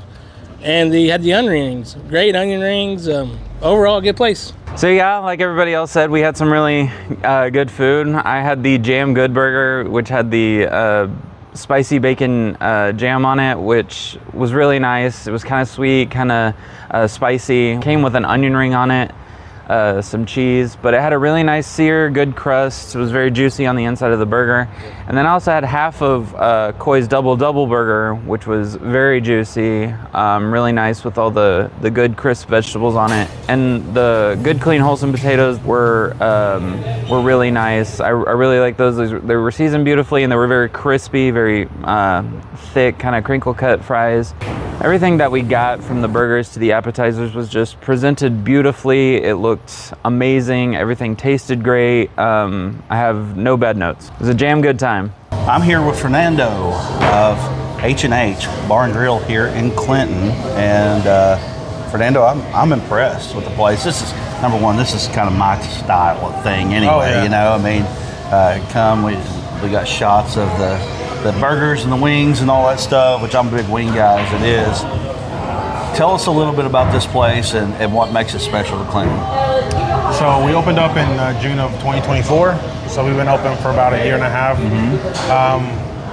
You know, we're just a place for you to come and watch some sports, eat some good food, right?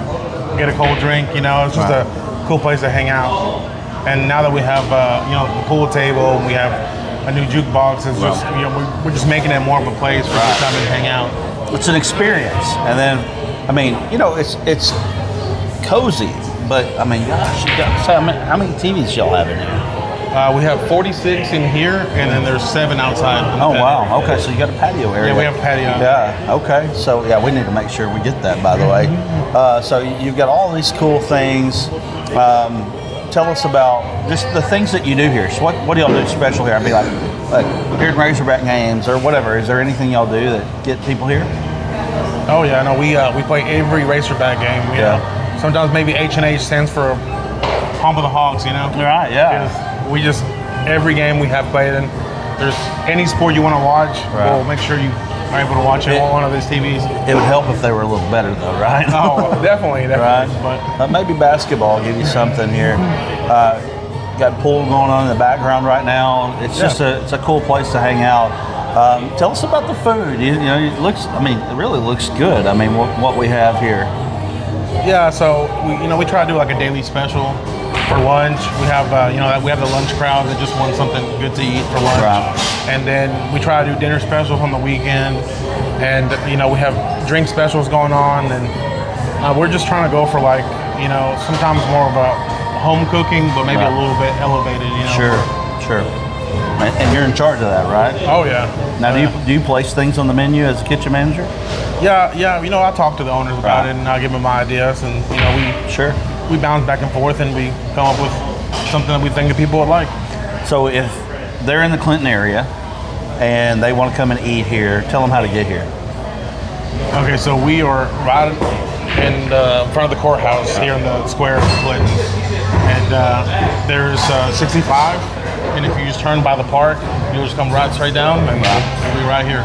Okay, so right here on the square at the Van Buren County Courthouse, just right across the street from it.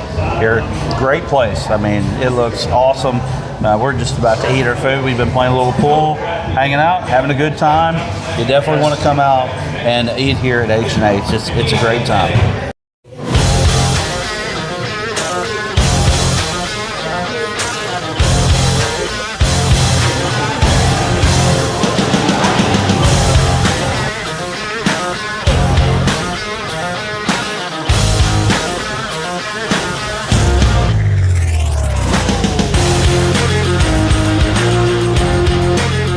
Like, subscribe, hit that notification bell, and comment down below where you would like to see us next on the Arkansas Sports Network's Road to the Red Plate.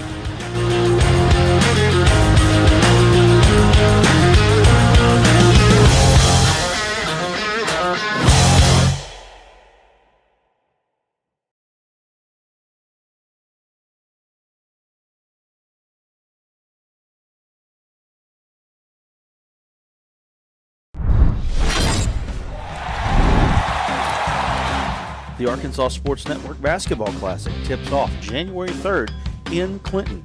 Some of the state's best teams. One unforgettable day of hoops. Don't wait. Secure your seats now before they're gone.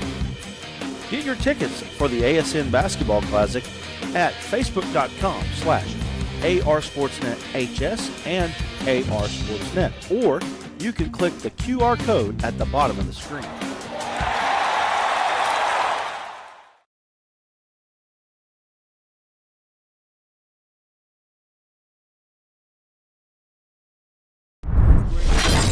Nothing came easy, but with just 5 cents, an old truck, and a load of hay, John Tyson and his family found a way to deliver quality chicken to other hardworking people. Today, Tyson continues to find new ways to help put a chicken in every pot, because people deserve farm-raised chicken of the highest quality. At Tyson, we remain committed to this simple promise: to always keep it real, to always keep it Tyson.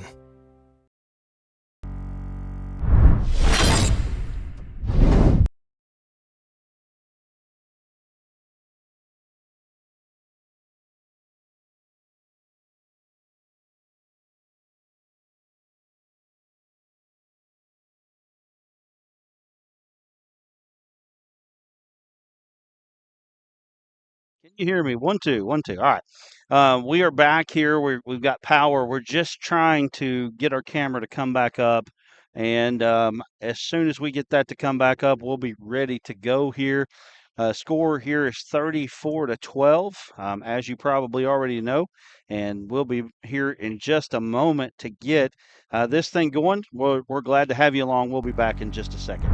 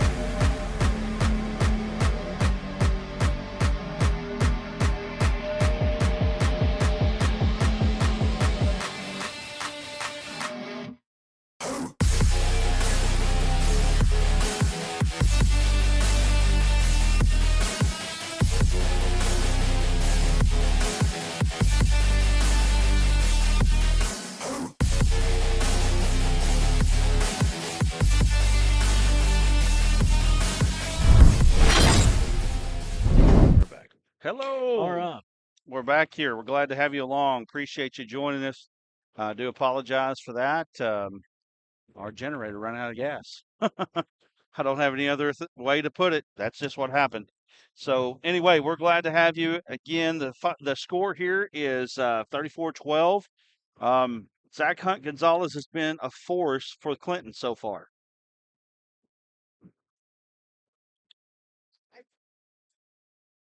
Let's see if I can get some Fearless Friday scores.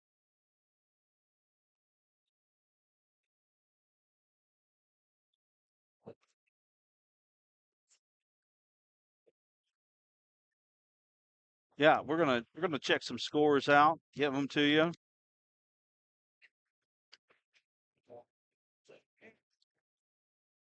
We still got Clinton up on top in our poll right now. It's actually 50-50. Real close, yeah. All right, I got some scores if you're ready. Games in progress. 7A, we'll start there. Springdale all over Cabot. Kind of a shock. 31-14. That was last check at quarter number 2. Little Rock Christian on top of Springdale Harbor, 17-6 in quarter 2. All these quarter 2 right here so far. North Little Rock, wow. 21. Bentonville West, 20. Wow. That would be a shocker if Brad Bowden gets it done in that first round of the playoffs. That would be a huge upset over Bentonville West. Fayetteville all over PA, 35-8. El Dorado has a slim 14-10 lead over Lake Hamilton, 14-10. Jonesboro 21-14 over Fort Smith Southside. Mountain Home on top of Sheridan, 28-15. These are all coming from quarter number 2. Van Buren on top of Marion, 15-13 in quarter number 2. Camden, Fairview, 14. Robinson, 10. Wow. Early still. This big time game going on down there. Robinson, everybody's favorite just about, the win 5A. That would be a shocker if they went down. Lakeside, Hot Springs Lakeside, 28. Searcy, 20. We thought that would be a shootout. Morrilton is on top of Nettleton, 21-13. Harrison on top of Valley View, 17-0. Wow. Valley View, a 1 seed, I believe. A lot of craziness already, just by what you're saying. Yeah, well, look at this one. Hot Springs and BB tied at 15. Little Rock Parkview on top of Maumelle, 14-0. Farmington over Harding Academy, 20-0. Greenbrier all over the Pioneers at Batesville, 41-0. Elkins on top of Forest City Big, 28-0. Gravett on top of CAC, 29-7. As we get down in the 4A. Cray Grove on top of Heber Springs, 14-0. Monticello on top of Lono, 14-10. Monticello, Mills, man, we've been kind of waiting on them to break out. Kind of wake up. Yeah. 13-6 Mills has an early lead in quarter number 2 over Helena West Helena. Blyville 20, Pottsville 12 last check. 28-12 actually. It's 28-12 now, Blyville. Southside has a 7-0 lead over Huntsville. That one coming in at quarter number 1 last check. 20. They got 26-12 in our game. We know it's 34-12. Dardanelle on top of Malvern, 27-7. Quarter number 2. Arkadelphia over Highland, 23-6 in quarter 2. Here's a good one. Can't wait to find out who wins this one. Bauxite 14, Ozark 12, quarter number 2. Here's a quarter number 3 scores. We got Pocahontas on top of Nashville, 14-6 in quarter number 3. Wow. That would be another shocker. Man, insanity right now. The Redskins trying to take down the Scrappers. Hamburg on top of Mena, 21-7 in quarter 2. Warren 14, Gentry 0, quarter number 2. Boonville all over Quitman, 34-14 in the second quarter. Barton, wow, this is nuts. Barton 28, Charleston 21. It's all like Barton scored 28 against Charleston in the first half alone. It's like everything's upside down. It's like bizarro world right now. And let's see, Newport 20-0 over Melbourne. Osceola 36-10 over Cutter Morning Star, which some people thought that might be a game. Cutter Morning being the 2, Osceola being a 4 seed. McGee 30-0 all over Magnet Cove. Atkins 20, Prescott 6 in quarter number 2. Smackover has a 21-8 lead over Hackett. Fordyce 32, Jessieville nothing, quarter number 2. Desart 22, Hector 0. Wow, everybody thought that was going to come down to the wire, and it may still. Cross County 22-0 over Bigelow. Poen 16, Garden 14. All these quarter number 2. Junction City and Bearden 14-12. Junction City with a 2-point lead in quarter number 2. That's wild, man. And Mineral Springs is up 8-0 over Hampton. Wow. And yeah, that was quarter number 1 the last time that was updated. Wow. That is all the scores on Fearless Friday. That's wild. Oh, Fountain Lake is taking over our poll right now. 34-12, though, is the score. The poll is Fountain Lake. The score is Clinton right now. But do us a favor right now. If you'll like, share, comment, subscribe right now, if you would. Yeah. I'm getting some more scores. We've got a post on it now. Alan Russell posted for us. And that is correct. Pocahontas 14, Nashville 6 in the 3rd. That's a long. Got a major upset brewing. Travel there, long way to travel. Junction City is up now 38-12 over Bearden, Okay. so that one has changed a lot. Dardanelle 34-7 halftime. Hamburg up 42-7 over Mena at the half. Greenbrier all over Batesville 49-7 at half. Arkadelphia 30-6 over Highland. Bauxite and Ozark is still 14-12 Bauxite at half. Gravett has 50 now at halftime against CAC, who's got 14. Hey, we're already started out here. They just got going. Wow, I didn't even notice. Onside kick, and I believe Clinton's got it. Fountain Lake just kind of looking like what just happened out here. Yeah, a little watermelon kick. It didn't go 10 yards, and we got a flag on the play.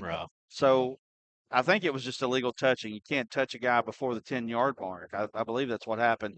So I believe that is what happened.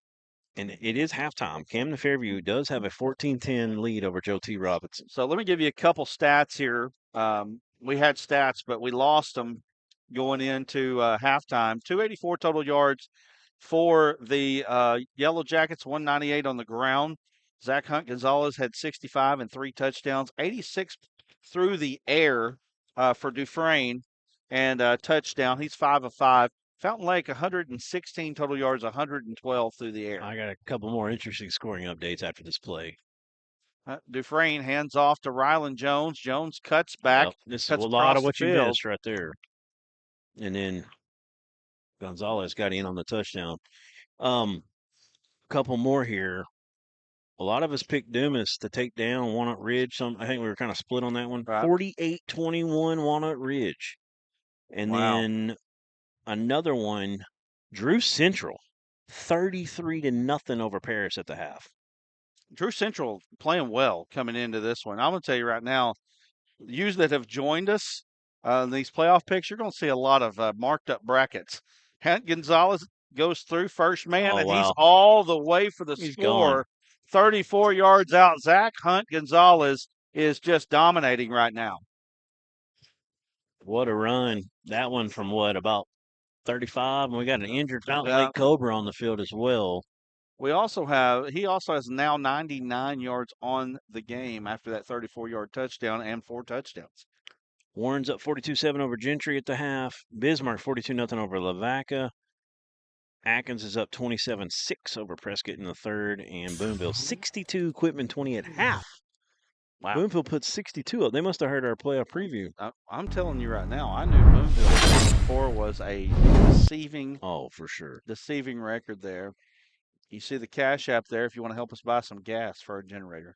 Send us a Cash App. Make sure that we're in a hole right now. Make sure you message us and say for gas. And I will laugh. I'm not going to lie. And I will tell people that you did it. What brand is that generator? Do you even know? Top of your head? Generac. Okay. All right. Gas for the Generac. Gas is high nowadays, but it's coming down. It's coming down. Actually, we live in Russellville, and the Russellville area is like higher. You can go 20 miles either way, and it's cheaper. That's right. On the play was number 75, which I don't have him on the roster. My roster only goes to 58. Maybe I don't have it either. Yeah, we only got one sheet, and it goes to 58. So anybody above 58, we don't have. Maybe you can let us know in the comments who that might be. 57 and 58 don't even have a name, so it really only goes to 56. Wow. Blytheville up 34-12 on Pottsville now. You're not going out, are you, Aaron?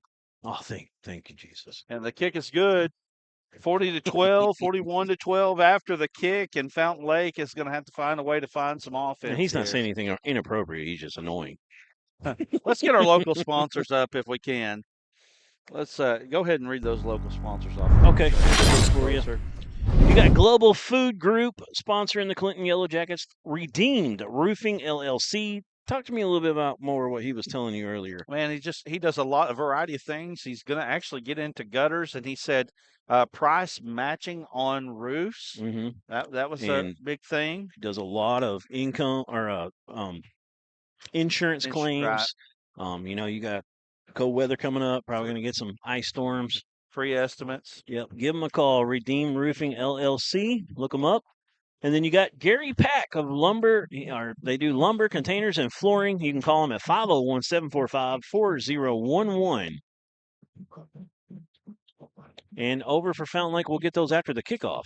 As Clinton is rolling 41-12, Fountain Lake's got to get a good one. They got to get some things going. Yeah, Fountain Lake right now. That's going to be a penalty. Wow. I mean, went through the end zone. Perfect kick, man. Yeah, Fountain Lake right now getting in danger of the mercy rule here pretty quick if they don't get a score. I was talking about the stops earlier for a reason because you don't feel like Fountain Lake's got a good chance to get a lot of stops against Clinton. And you thought, my point earlier was they've already gotten 2 on Fountain Lake. Is that already enough? Right. So far it is. So far. But this Fountain Lake team has been fun to watch. And Haywood, one of their weapons at receiver, number 7, what's his name? I'll pull him up here. Number 7 is Hare. He's another big-time weapon. And a quarterback, of course, Bus is just a really good player. And he's just a junior. Hare's just a junior. Haywood is a junior as well. Or Harwood. I'm sorry, Harwood. He's just a junior as well. Yeah. So next year, Fountain Lake has a chance to be very potent. Bus steps up in the pocket. He's going to get real close to first down. He's got it there. Picks up about 11, I think. Maybe 12. I guess 11. So it's a good first play. Everybody's covered downfield. He just seen an open lane and took it. I think he probably should have done a little bit more of that I think in the he first could have. half. And looking at the roster here for Fountain Lake, loaded with sophomores and juniors. Loaded. So you got lots of coverages, Tom. This would be kind of a spread them out. See if you can run up the middle. 3 down linemen, nobody's back. He's going to go, and he's got a step. They're going to call a pass interference. Harwood was pushing. There was a little bit both ways that time, and I think it's going to go on Clinton. Oh, it definitely is. I'll tell you right now, out of all of the PIs that I've saw, I thought that was probably as good a coverage as they've had. Yeah, I'm didn't think they would call it. He was pushing a little. They were holding a little. But that's going to give him a first down. Moving the sticks early here. Ball is on the 46 of Fountain Lake. Somebody's wanting a Salem score right now. Yeah, we haven't seen one. We'll look for that. that.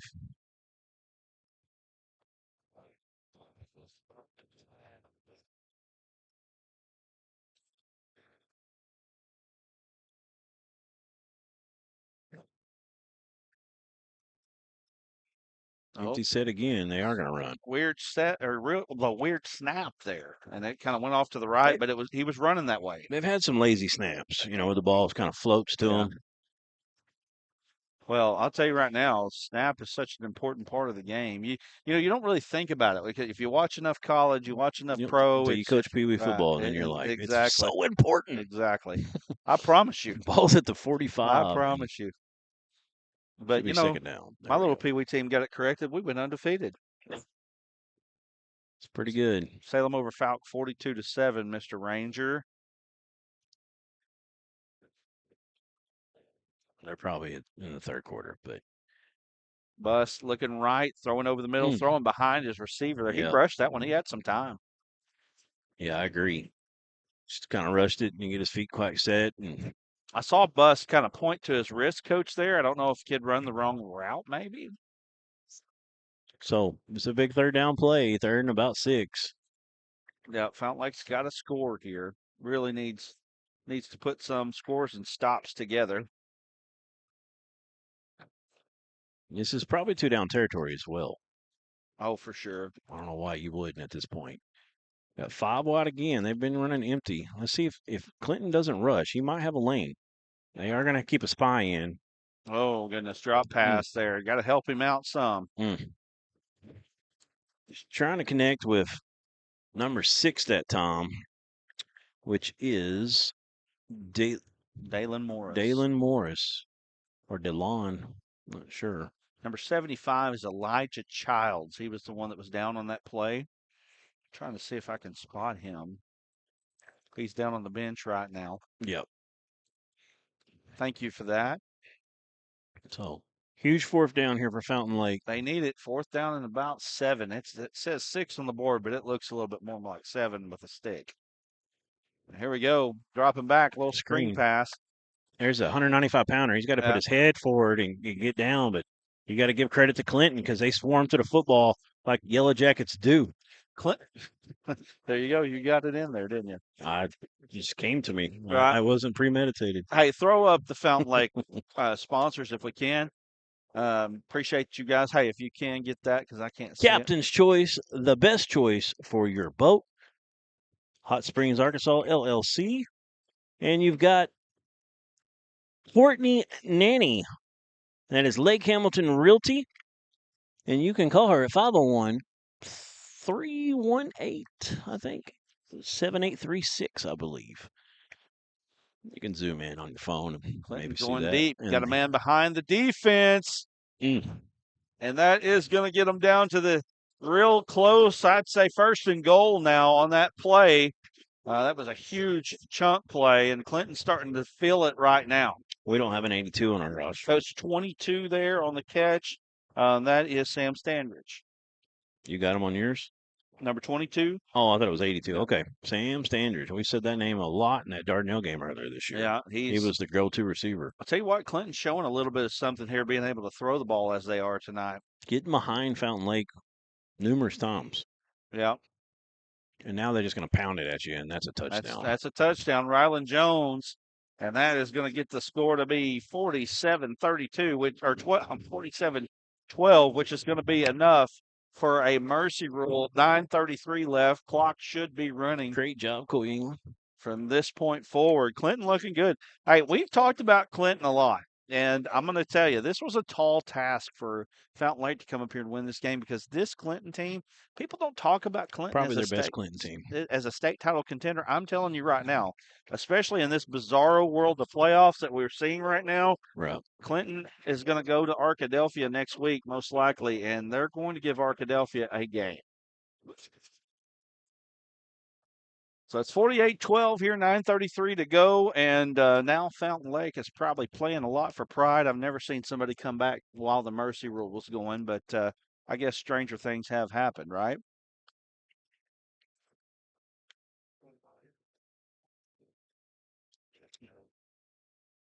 So Ranger says the game, nobody coming back that far on Salem. That's true. The clock right now is not still going for some reason. Oh, after this kickoff, yeah, I guess, is what they'll start it. Yeah, 48-12. 36.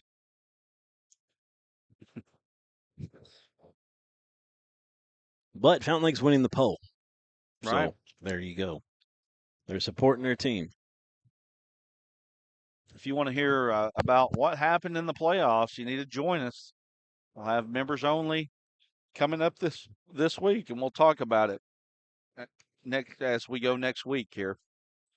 Oh, good grief. Pad popping. That ain't right. First off, they throw the ball 50 yards, and they hit you with Rylan Jones, and then they slaughter you on a kickoff. That ain't right. Well, listen, when you've got this many seniors, I'm telling you, you know that it's going to be a tough out. It really is. It's going to be a tough one. I know there's a lot of Fountain Lake fans that will be thinking next year, play this game again against Clinton, it'll look different. Just looking at the roster, I mean, you can see that. Right.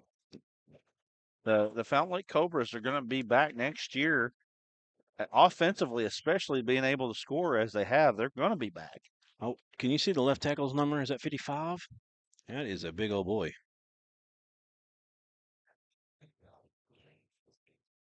little jet sweep action. Clinton's all over it now. Yeah, they're playing with a lot of momentum at the moment. Yep. Feeling good. If that's 55, that would be Nick Lester, and that's not because he's listed at 5'11". So let me see if I can see that number. Coy, zoom in on the left tackle. 84 maybe. Yeah, 64. So 84. It's got to be a tight end, right? He's got his hands over his chest right now. No, left tackle. He's a tight end. He's a tight end, 84. They're throwing deep, and that's going to be incomplete. But that tight end looks about 6'5", about 265. Oh, he's maybe 280. I was walking next to him earlier when they walked out. It's like Jason Peters lining up at tackle, right? At tight end. Well, I can tell you right now, he's got next level size. I don't know what his class is because we don't have him on our roster, but maybe somebody can tell us his name and his class here. But as I'm looking at the Fountain Lake roster, I think I've seen, just on the front end of it, I've seen 3 seniors on it. He's out on this one. They're throwing deep again. Oh, good job from Harwood. Got away with a shove, but they're saying he's out of bounds. No, they're not. Back judge just said it's Clinton catch. was, but no, it's a catch. All the way up to the 45 of Fountain Lake. Well, you can see why Harwood had so many catches, man. He's a tough cookie, though. Yeah, out there. He's got a little moxie to him. Wes Welker. Got that Wes Welkerness about him. If you don't know who Wes Welker is, right? I'm trying to think of his nickname. It's escaping me at the moment. Back across the middle. Will he have enough arm? Oh, it goes to the hands of Harwood. Man, wow. Number 1 for Clinton had the ball. Just let it slip through. Caleb McCarver there. I mean, he just, Here's I think he let up just a little bit. That's a tough throw. Rolling to your right, across the body. We got a flag on a play. Yeah. I knew when he let it go that was going to be tricky because it's just hard to throw a ball, especially with the wind kind of coming across tonight. Super chat coming in from BMF Ranger. Appreciate you. Generator money right there. Yeah. $2. He bought our gas there. Not quite, but should have used my Walmart Plus. Walmart got a gas station. They do have a Walmart in Clinton. Jordan Giles is a senior. Carry Ann. I'm sorry. Is he signed anywhere? Is he going or committed Jordan anywhere? Giles. Okay. Thank you. Man, got a lot of size there. I remember coming up here in the after this play. Screen. To the running back. Yep. Good open field tackle from Hunt Gonzalez. Yeah, Zach Hunt Gonzalez there. I'll tell you what, that guy is everywhere. Yeah, right? he really is. I remember coming up here. I played from Dover, coming up here in the late 90s, and everybody was 2A back then. Clinton was and Dover was, and it's like, they got a Walmart? This ain't right. We don't even have a stoplight. They got a ton of businesses here in Clinton. I mean, they really do. And I'll tell you right now, if you want to talk about a town that supports their team, my gosh. Go look at their arena, their basketball arena. And that's been there since 2007. And, I mean, you can see the banners everywhere, all the support on the fence here. That's kind of on our side. You can't see it in the camera, but definitely well supported. And there's Harwood, and he's got it. He's gone. That was a dime, folks. Perfect pass from Bus. My gosh. You can see why they've completed and got so many yards and touchdowns. I mean, wow. Yep. Wow. He just beat his man. They tried to sell out on the tackle there at the end. Kept his feet and kept going. Let me tell you, that's as good a throw from a high school kid and catch as you're going to ever see right there. That was dropped in the bucket. Yeah, wind is a little swirly, but it's mostly coming from the home side across. Kind of helped them that time a little bit. Just dropped it perfect. Beautiful, beautiful play there. And 48-18, and looks like Fountain Lake going for 2 here. Yeah, and I expect an onside kick as well. Pistol formation. They ran out of this most of the time they've been in it. I don't think they're going to run on this one, but we'll see. This will be a bootleg. Play action. Got a flag coming in. Yep. And it's going to be holding on Clinton, I think. He found the guy in the back. That's Harwood. Goodness gracious. He looks for him most of the time, but you should. Carry You know who in. he reminds me a little bit of? Who? Remember the receiver that Owen Miller had for Harding Academy, before his last couple years when he was a sophomore. I think he might have been number 2 as well. Yeah. Carrie Ann, she says that he's not going anywhere that she's aware of. Oh my goodness, he looks like $1 million. Did she say he's a senior? He's a senior. Yeah. Okay. One of those seniors. Our roster, I got the roster from Fountain Lake Sideline, and it just has the up to number 58 there. So that's all we've got. But, so it's 48-18 now. You know, Clock hasn't ever started. Okay, they did give us 48-20 now. Yeah, 48-20. You know, 20. the one thing I do wonder about the mercy rule is if you're underneath the mercy rule, like if you go to 35 and you get back to 28, why don't they run the time? Aaron, was it rolling on that drive? Yeah, it was. It never stopped? Okay. It stopped when he scored because they got back within 35. I've always wondered that. I've always wondered why you don't. I've seen it where they didn't do that too. Oh, they don't do that. I mean, once it goes to mercy rule, it doesn't matter what the score is. But they're doing it here. No, they'll run it. They'll run it all the way through until you have any kind of score. Normally, they don't stop it even You're on right. the score. You're right. That's what I'm saying. Yeah. Everybody seems to have their own rule, right? So expect an onside kick. This could be an exciting play. All right, Coy, get ready to get on this one right here. So right now the kicker's thinking about who is the person I'm hitting it out. Here it is. Onside kick. The angle's just not. Oh, 8. Yeah. Oh, my, buddy. You had a chance to be a star right there. He caught it, and there was nobody between him and the goal line. Well, I'll tell you, your coaches in that situation will tell you, go down immediately. Right. Now, occasionally a guy won't, and he can go, but. BMF Ranger says, what a catch. You're right. That was, it was a great throw, great catch. That was a dime. He didn't know he was that open, though. That's for sure. He would have went. Oh, well, he was there. He was there. All right. It's time for Fountain Lake to get a stop. It's stopped again. Yeah, I don't know. We'll see what they do if here. Fountain Lake can get a stop here and go down and score again quickly. They jumped off sides there. Yep, false start. All they did was shift on the play, and they got the jump. Free fob. So we got 5:49 left here in the third. It's 48-20. Been an entertaining ball game. If you like big plays in this one, you have not been disappointed. That's for sure. We need to know where to go next week. Jones. Yep. He's got room. Uh-oh. He's so good at going back vertical. And he's gone. Oh, got one man. Yeah, he's got the angle, though. 52 yards, Rylan Jones for a score. I got referees are trash, says I have seen some home cooking, but it's absurd. Well, I'm going to tell you, when you're giving up one-play touchdowns for 52 yards, it's hard to blame the referees. You just got to tackle somebody at some point, right? Yeah, if it was a little bit tighter, right, those things come in your mind a little more, but it's been a tough night. Just defensively. Defensively is the issue. Yeah, just not been there. And Clinton has a senior-laden ball club. They are. You're playing a very experienced team.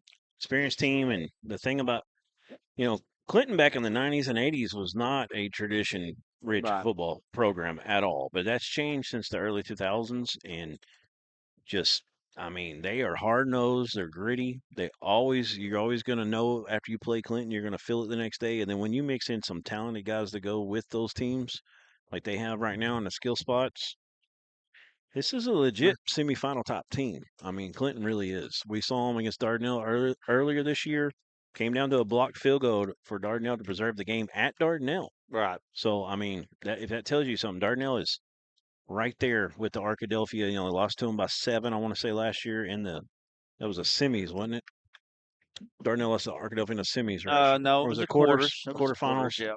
And then, so, Dardanelle beat Nashville. Nashville beat Arkadelphia. Controversy in that one a little bit, but still, they went to Arkadelphia and got it done. Pottsville down 42-20 now to Blytheville in the fourth. 5:33 left, 55-20 here. That was a little squibber. A little bowling ball So- with the ball now. Hard to bring down. They finally get them down. Clinton seems to have enough class to continue running up the score, but that will not help them. They face Arkadelphia next week. They will have the same opportunity Fountain Lake had tonight. Well, I mean, I really don't know what you're expecting there. You expect him to go down and just after he gets 10 yards? I'm not sure. I mean, I don't know. I don't know. I got nothing. But it's still the third quarter. So Fountain Lake will have the football. McGee is rolling on Magna-Co, 48-0 in the Not third, surprised early by that. fourth. Rangers wanting to know a Salem score again. They're There throwing he is deep again. He's open. Golly, and it's caught. My gosh, that kid is good. I'll tell you what he does. He sets his quarterback up. So if it's underthrown, he doesn't let the defenders know exactly what's going on. He's really good with his eyes, I believe, and he's good with his hands. And he will slow down enough to where he can still get a chance to catch the ball or he can get a pass interference he's coming call. back. He's also, I know. And he's also done some things where he'll push off just enough here and there to kind of get that separation. And he's got to do that. I mean, he's not the biggest guy. To put up the numbers he's put up is just really astonishing. Nice run from the quarterback. Just a QB draw that time. Pickup of about 6. See the official mark here. Yeah, we'll make it a second and about 4.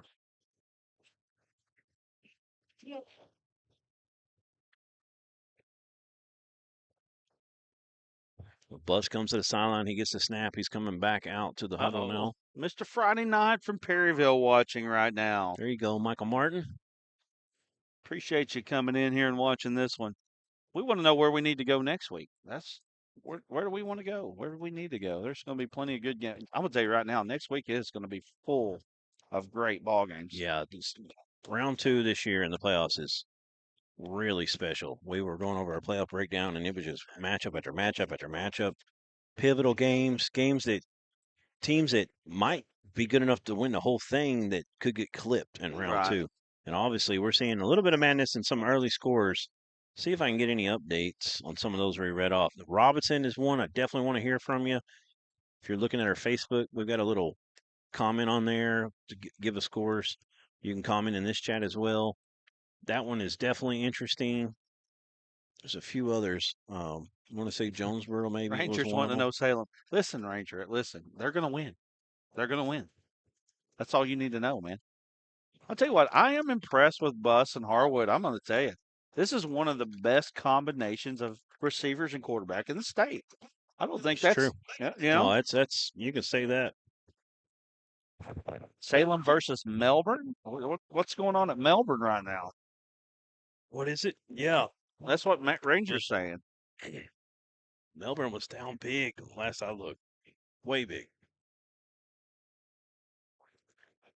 Newport up 20-0 on Melbourne, so I don't think that's going to happen. I mean, I guess there's still a little hope. Where's Harwood? He's in the slot on the near side. Buss coming out the backside there. He's got room, plenty of room. He's in. Oh my goodness! Harwood came back, and they're going to flag on a pillback. Yeah, play. crack back block is going to bring it back. That was a big block there, and that was a hard hit. We got to replay that one, Aaron. All right, let's watch this. Should have this block in it. It's going to be right at the front of your screen here on the left, I should say. I mean, it's right at the edge of the run there. Right at the end. And, I mean, that's a tough one. I don't think the running back, the defender definitely wasn't looking. He was looking at the quarterback going in. But I didn't feel like he came from the side. He kind of came from the front, but he definitely wasn't looking. And today's game, big hits like that, if it's even borderline, you're going to get that call. You'll see it come in right there. So he would have scored. I guess that's going to bring it back. Rangers, I guess, saying he wants us to go to Salem next week. I don't know if we're going to make it to Salem next week. Power out at my cabin. I am on my phone. Sorry, fellas. Thank you for your time. Appreciate you, man. Appreciate you joining in the chat, man. Hey, a name like Ranger, I expect you to be at a cabin, man. Do they call it Love targeting? Targeting. Nah. So that's going to eject Harwood. They're saying helmet, and we can't quite catch it in our. Roll the replay one more time. It is targeting. They called targeting. Hey, we got to get out of it, though, because they're coming back up. Harwood's still in the ball game, though. Okay. Yeah. You probably could have got it, but it's okay. So 1st and 10, ball in rather the you get 17, this. 126 left here in the third. Bus Harwood's dropping back. looking at him. He goes outside. Hey, I'm going to tell you right now. I'm just going to make this prediction right now. Salem. I got Salem on my mind now. Fountain Lake I will. should say. Fountain Lake will move up in the 4A7 They remind me next of year. Grayson Wilson and CC when he was a sophomore a lot offensively. They didn't have a very good defense either. Yeah. Now, I'm not saying Fountain Lake doesn't have a great defense because this is a very good Clinton offense. So it is. I can't say that it's really bad or it's a anything bad like that. matchup. Yes. Oh, man. Ranger giving us 20 now. Wow. Man. You want us to go to Salem? I see now. You're giving us 20. A little bit more. We'll have 2 streams next week. Step up. I don't know if we can do that next week. And Bus is trying to make it back to the corner again. Yeah, I like this combo. We need to mark. Just shy of the 5. We need to mark this combo in our minds to know for next year. I will never forget it. Yeah. Now. Bus. That happens to us a lot. We see teams. Sometimes we see teams more than once in a year, but we do the rankings and everything. Until you really see a team, you can look at all the scores, everything they've done. But until you see them in front of you, you can't really give the best idea of who you think is going to win. That's the end of the third quarter. We're going to go to a quick break, and when we come back, we'll have fourth quarter action. Clinton going to move on into round number 2. But we still got an entertaining ball game. Make sure you stay with us. We'll be back in just a moment. The Arkansas Sports Network Basketball Classic tips off January 3rd in Clinton. Some of the state's best teams. One unforgettable day of hoops. Don't wait. Secure your seats now before they're gone. Get your tickets for the ASN Basketball Classic at facebook.com/ARSportsNetHS and ARSportsNet, or you can click the QR code at the bottom of the screen.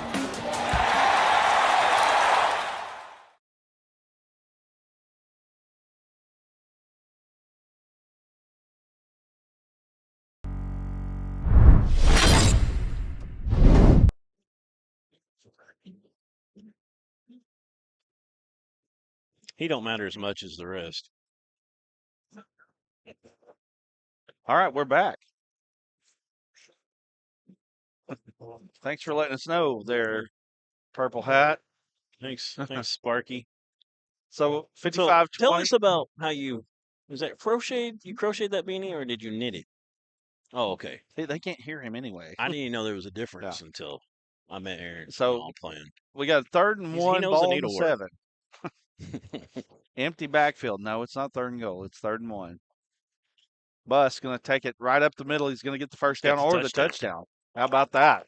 Yeah, I love this offense, man. I really enjoy watching this. He's athletic as well. I mean, he can get some things done with his feet. I mean, I'd say he's a 4'8", 4'7" maybe kind of guy. Yeah.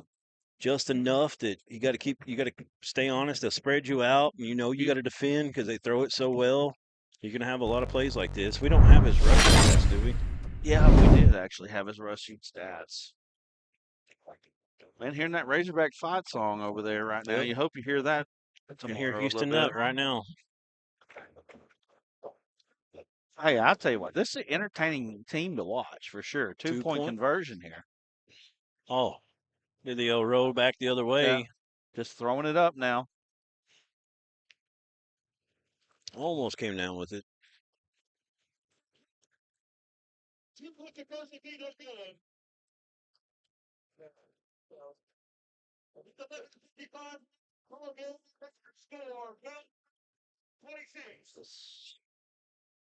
There we go. All right. Yeah, Bus coming into the game, he had 301 yards rushing. 7 touchdowns on the ground. Yeah. He's 34. thrown 34 and Yeah. 8 picks, 34-8 TD interception ratio, at 65% completions for 3,155 yards. He's a junior, folks. Right. And Harwood, 111 You know, catches. there's 111. last time Fountain Lake was really pretty good that I'm aware of was back in around 13 when they won it under head coach Tommy Gillerin. And I think they had 3 1,000-yard rushers, or maybe they ran for over 3,000. They were breaking state records on the ground. They looked like Clinton. Now, of course, in Clinton tonight, throws the ball a little bit more than you expect. Clinton's look good tonight. I think that this matchup offensively is probably as bad a matchup for Clinton as you're going to see. I'm telling you, that Or Clinton. Fountain Lake. No, I'm talking about Clinton. Both teams are kind of in a bad matchup. I think if you keep it on the ground against them, I think they can handle that better. You know what I mean? And when you got a kid like Harwood that can just do things that you just don't expect, and that's a special player right there, man. I mean, I don't care what kind of offense you run. When you 111 catches is phenomenal. It's phenomenal. Yeah, and now he's probably what do you got him now for? 8? Man, I quit keeping stats because we had to go get everything. You go to Walmart. Yeah, I did. I had to go to Walmart and get the gas can and gas. And hey, did you pass hogs and heifers on the way? No. Or a red plate No. today? But it was good. Oh, it was great. good. Yeah. I'm telling you, if you come up to Clinton, Clinton's a neat little town, number one. Hey, Yes. second best Western Sizzling in the state. Yeah. We talk about that a lot. Harrison's Western Sizzling is like, it's not even Western Right. Sizzling. It's different. And I think Clinton is the second best one I've ever had. Yeah. Nestled in the hills of the Ozarks here. Beautiful right now. I mean, the fall foliage that is up there. Locals. Beautiful fall foliage. Yeah. There's just a lot of good things. It's a good going place on. to live. Yeah. If you need a roof, holler at Redeemed Roofing LLC. If you need lumber, containers, flooring, give Gary Pack a call at 501-745-4011. And the Global Food Group, another place you can join. And proud supporters of Clinton. Handoff goes to McNabb. Fountain Lake supporters. Fountain Lake supporters are Captain's Choice, the best choice for your boat, and Courtney Nanny, Lake Hamilton Realty. Thank y'all so much. Absolutely. Handoff goes first man through. Now all you want now is just not to come out with injuries. Any new scores to keep up with here? Let's see if I can find some.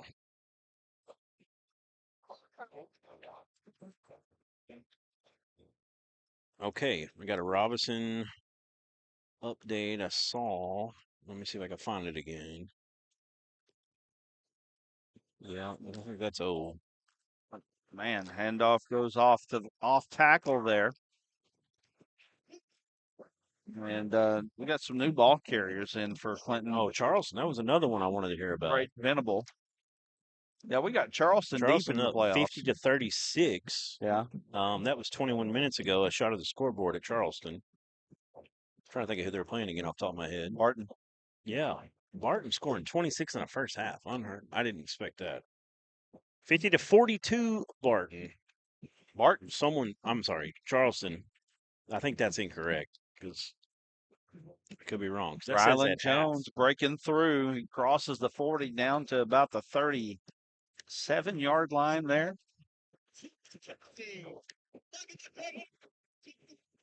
Wow. We need to find out if Nashville is on top or not. I got a Clint Bedwell in our comments on Facebook says 26-13 starting a fourth. Worst Nashville has played all year. Oh, wow. I don't know if they're still down or not. 26. What's that, Aaron? Dufresne. What's the score? 6-14. Yeah, that's old. The little play action bootleg again. Dufresne nice gets to stiff the arm. outside. They read it a little better this time, and he stretches out, gets the ball out. Doesn't score on it, but gets big yardage there. Just got to be careful this late in the game. You don't want to get injuries.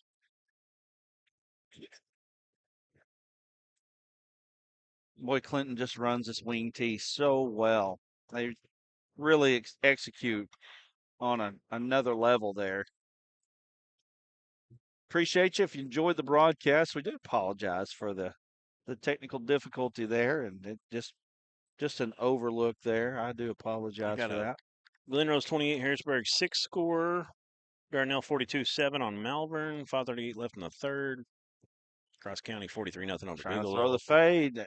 Got a flag as well. Yeah, that's going to be PI on that side.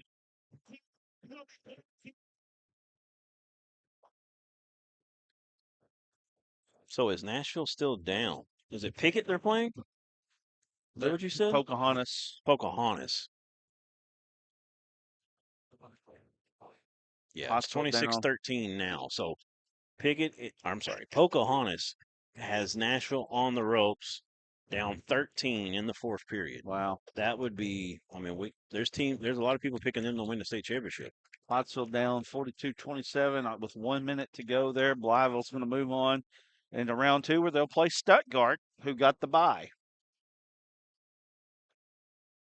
You got 55-26 here with about 8 minutes. We're getting close to 8 minutes here. First man through. Little spin move and a score. I thought I said we might see a 60-pointer on the board. Wow. And that's what happened there. Braden Venable gets it that time. Mineral Springs got Hampton on the ropes. Last update 28 minutes ago was 4:55 left in the third. They had a 10-0 lead. So Mineral Springs moved up a bunch of freshmen that are apparently really good. And on that level, you see that a lot. You see freshmen coming 2A. up and making a difference. 3A as well. Yeah. Osceola moved up some apparently a absolute stud freshman. Rangers wanting still looking for that Salem Robinson score. score. We're still trying to find one here. What? You're saying them backwards. Throws me off. Okay, you got one for Robinson. That's what I'm. The last score we've got, Ranger, is 42-7 still, man. Ranger, you said you're at the cabin. Are you out at Deer Camp or just at your place there?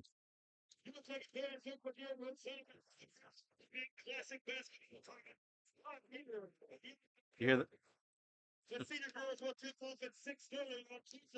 Anybody know the Robinson score? That is another upset alert. Well, it was early, anyways. Here, I'll tell you what. I'm gonna start cruising. It's not on Fearless Friday. I'm gonna start cruising. It's on YouTube. there, but it's old.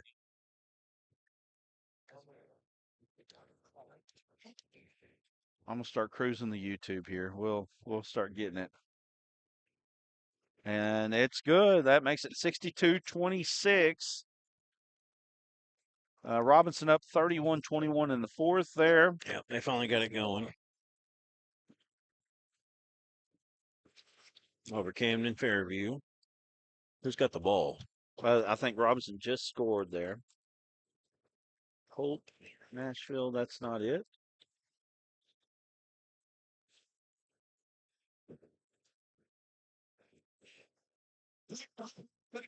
Pocahontas at Nashville right now.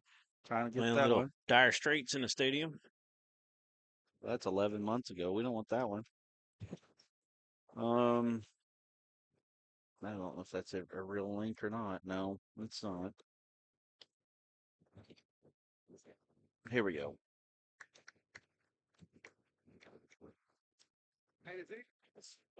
Here's the kick, and it goes deep. Yeah, I don't understand the mercy rule at all. Fountain Lake fans get upset about it as well. I just heard one of them talking about it. Flag on this kick return. By the way, this game is over. Ooh, close to a late hit there. Getting a little chippy. Pocahontas won this game. Yep, they did. Pocahontas won. Yeah, it's over. 32-13. Wow. Huge upset. I mean, unbelievable. At Nashville. That is wild. Ooh. That's a tough place. That's head coach Brad Cheshire's first year back at his alma mater, and it's coming over from Murfreesboro. And whoo, wow. That is a shot.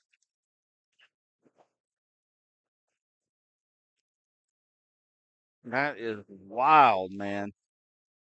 I don't know if we've got a Salem.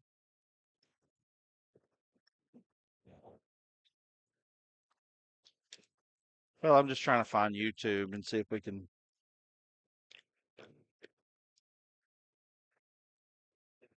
Yeah, I see that.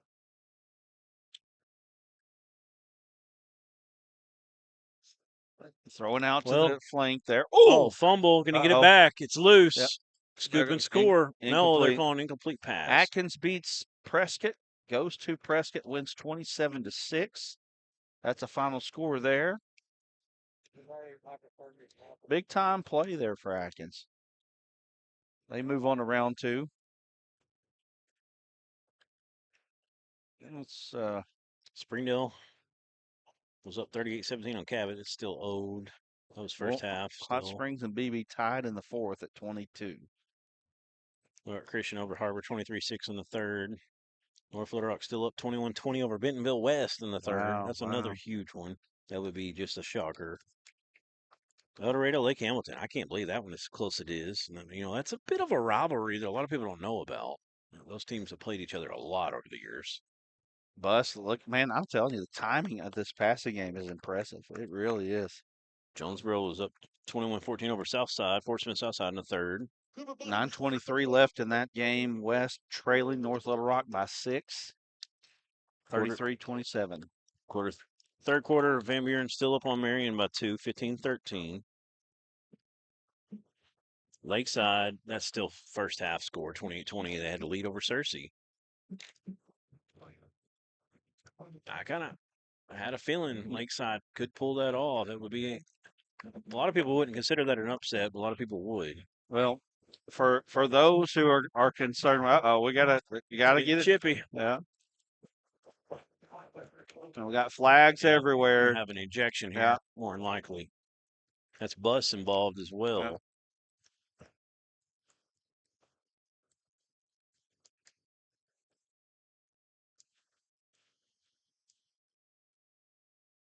Yeah.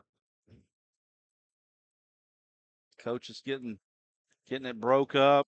If anybody knows that Monticello Lone Oak score, let us know. That's a good one. Parkview up 28-7 on Maumelle. Parkview's playing really good at the right time.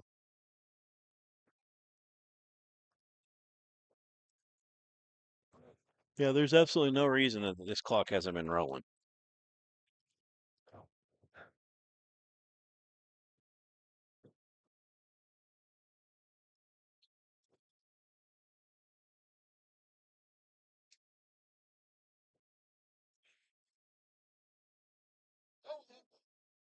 Still kind of looking here, kind of seeing what they're going to call. The one thing you don't want is, especially if you're Clinton, you don't want somebody to be ejected because they have to miss the next game, right? Or at least half of it. Is that right?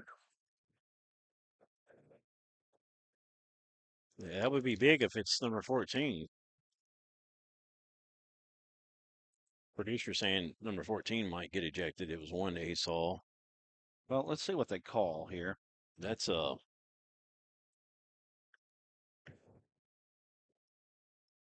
that's Cullum. I was thinking of 34, Hunt Gonzalez.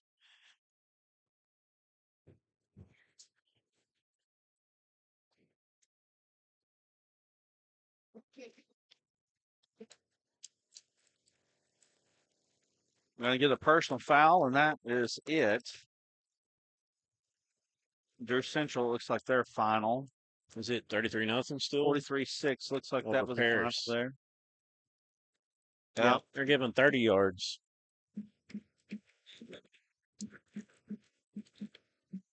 Somebody got ejected. Can you see a number? Said there was an ejection, but we don't know the number on the ejection. Coach Dufresne's still out on the field trying to figure out what's going on there. They're calling both teams to the sidelines now.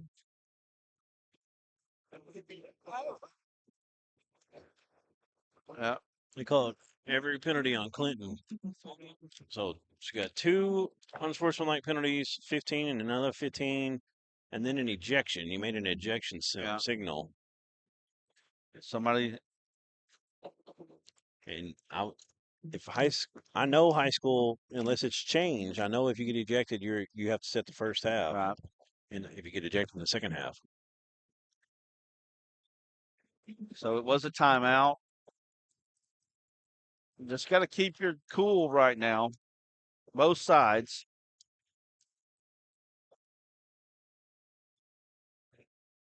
"48-7 Salem up in the third. That one's got to be mercy roll at this point, so it's probably over.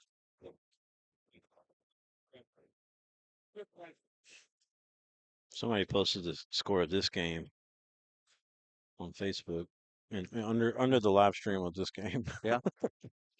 There's a run up the middle here. They're in the pile. Got to get them. Got to get them separated. Get them separated.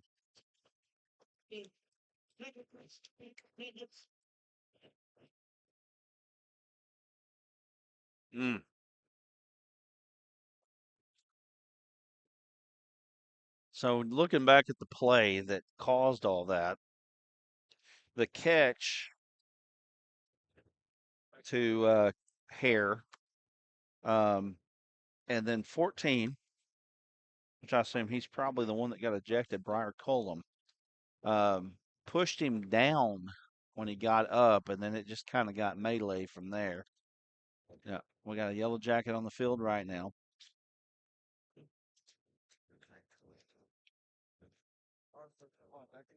D3 Auto Sales MVP. Appreciate D3 for being a part of us. Coming up right now is number 16, and that is Harold McNabb. He's had a great part of this game tonight. Yeah, he had a catch and a run when we were down the black screen there for a moment.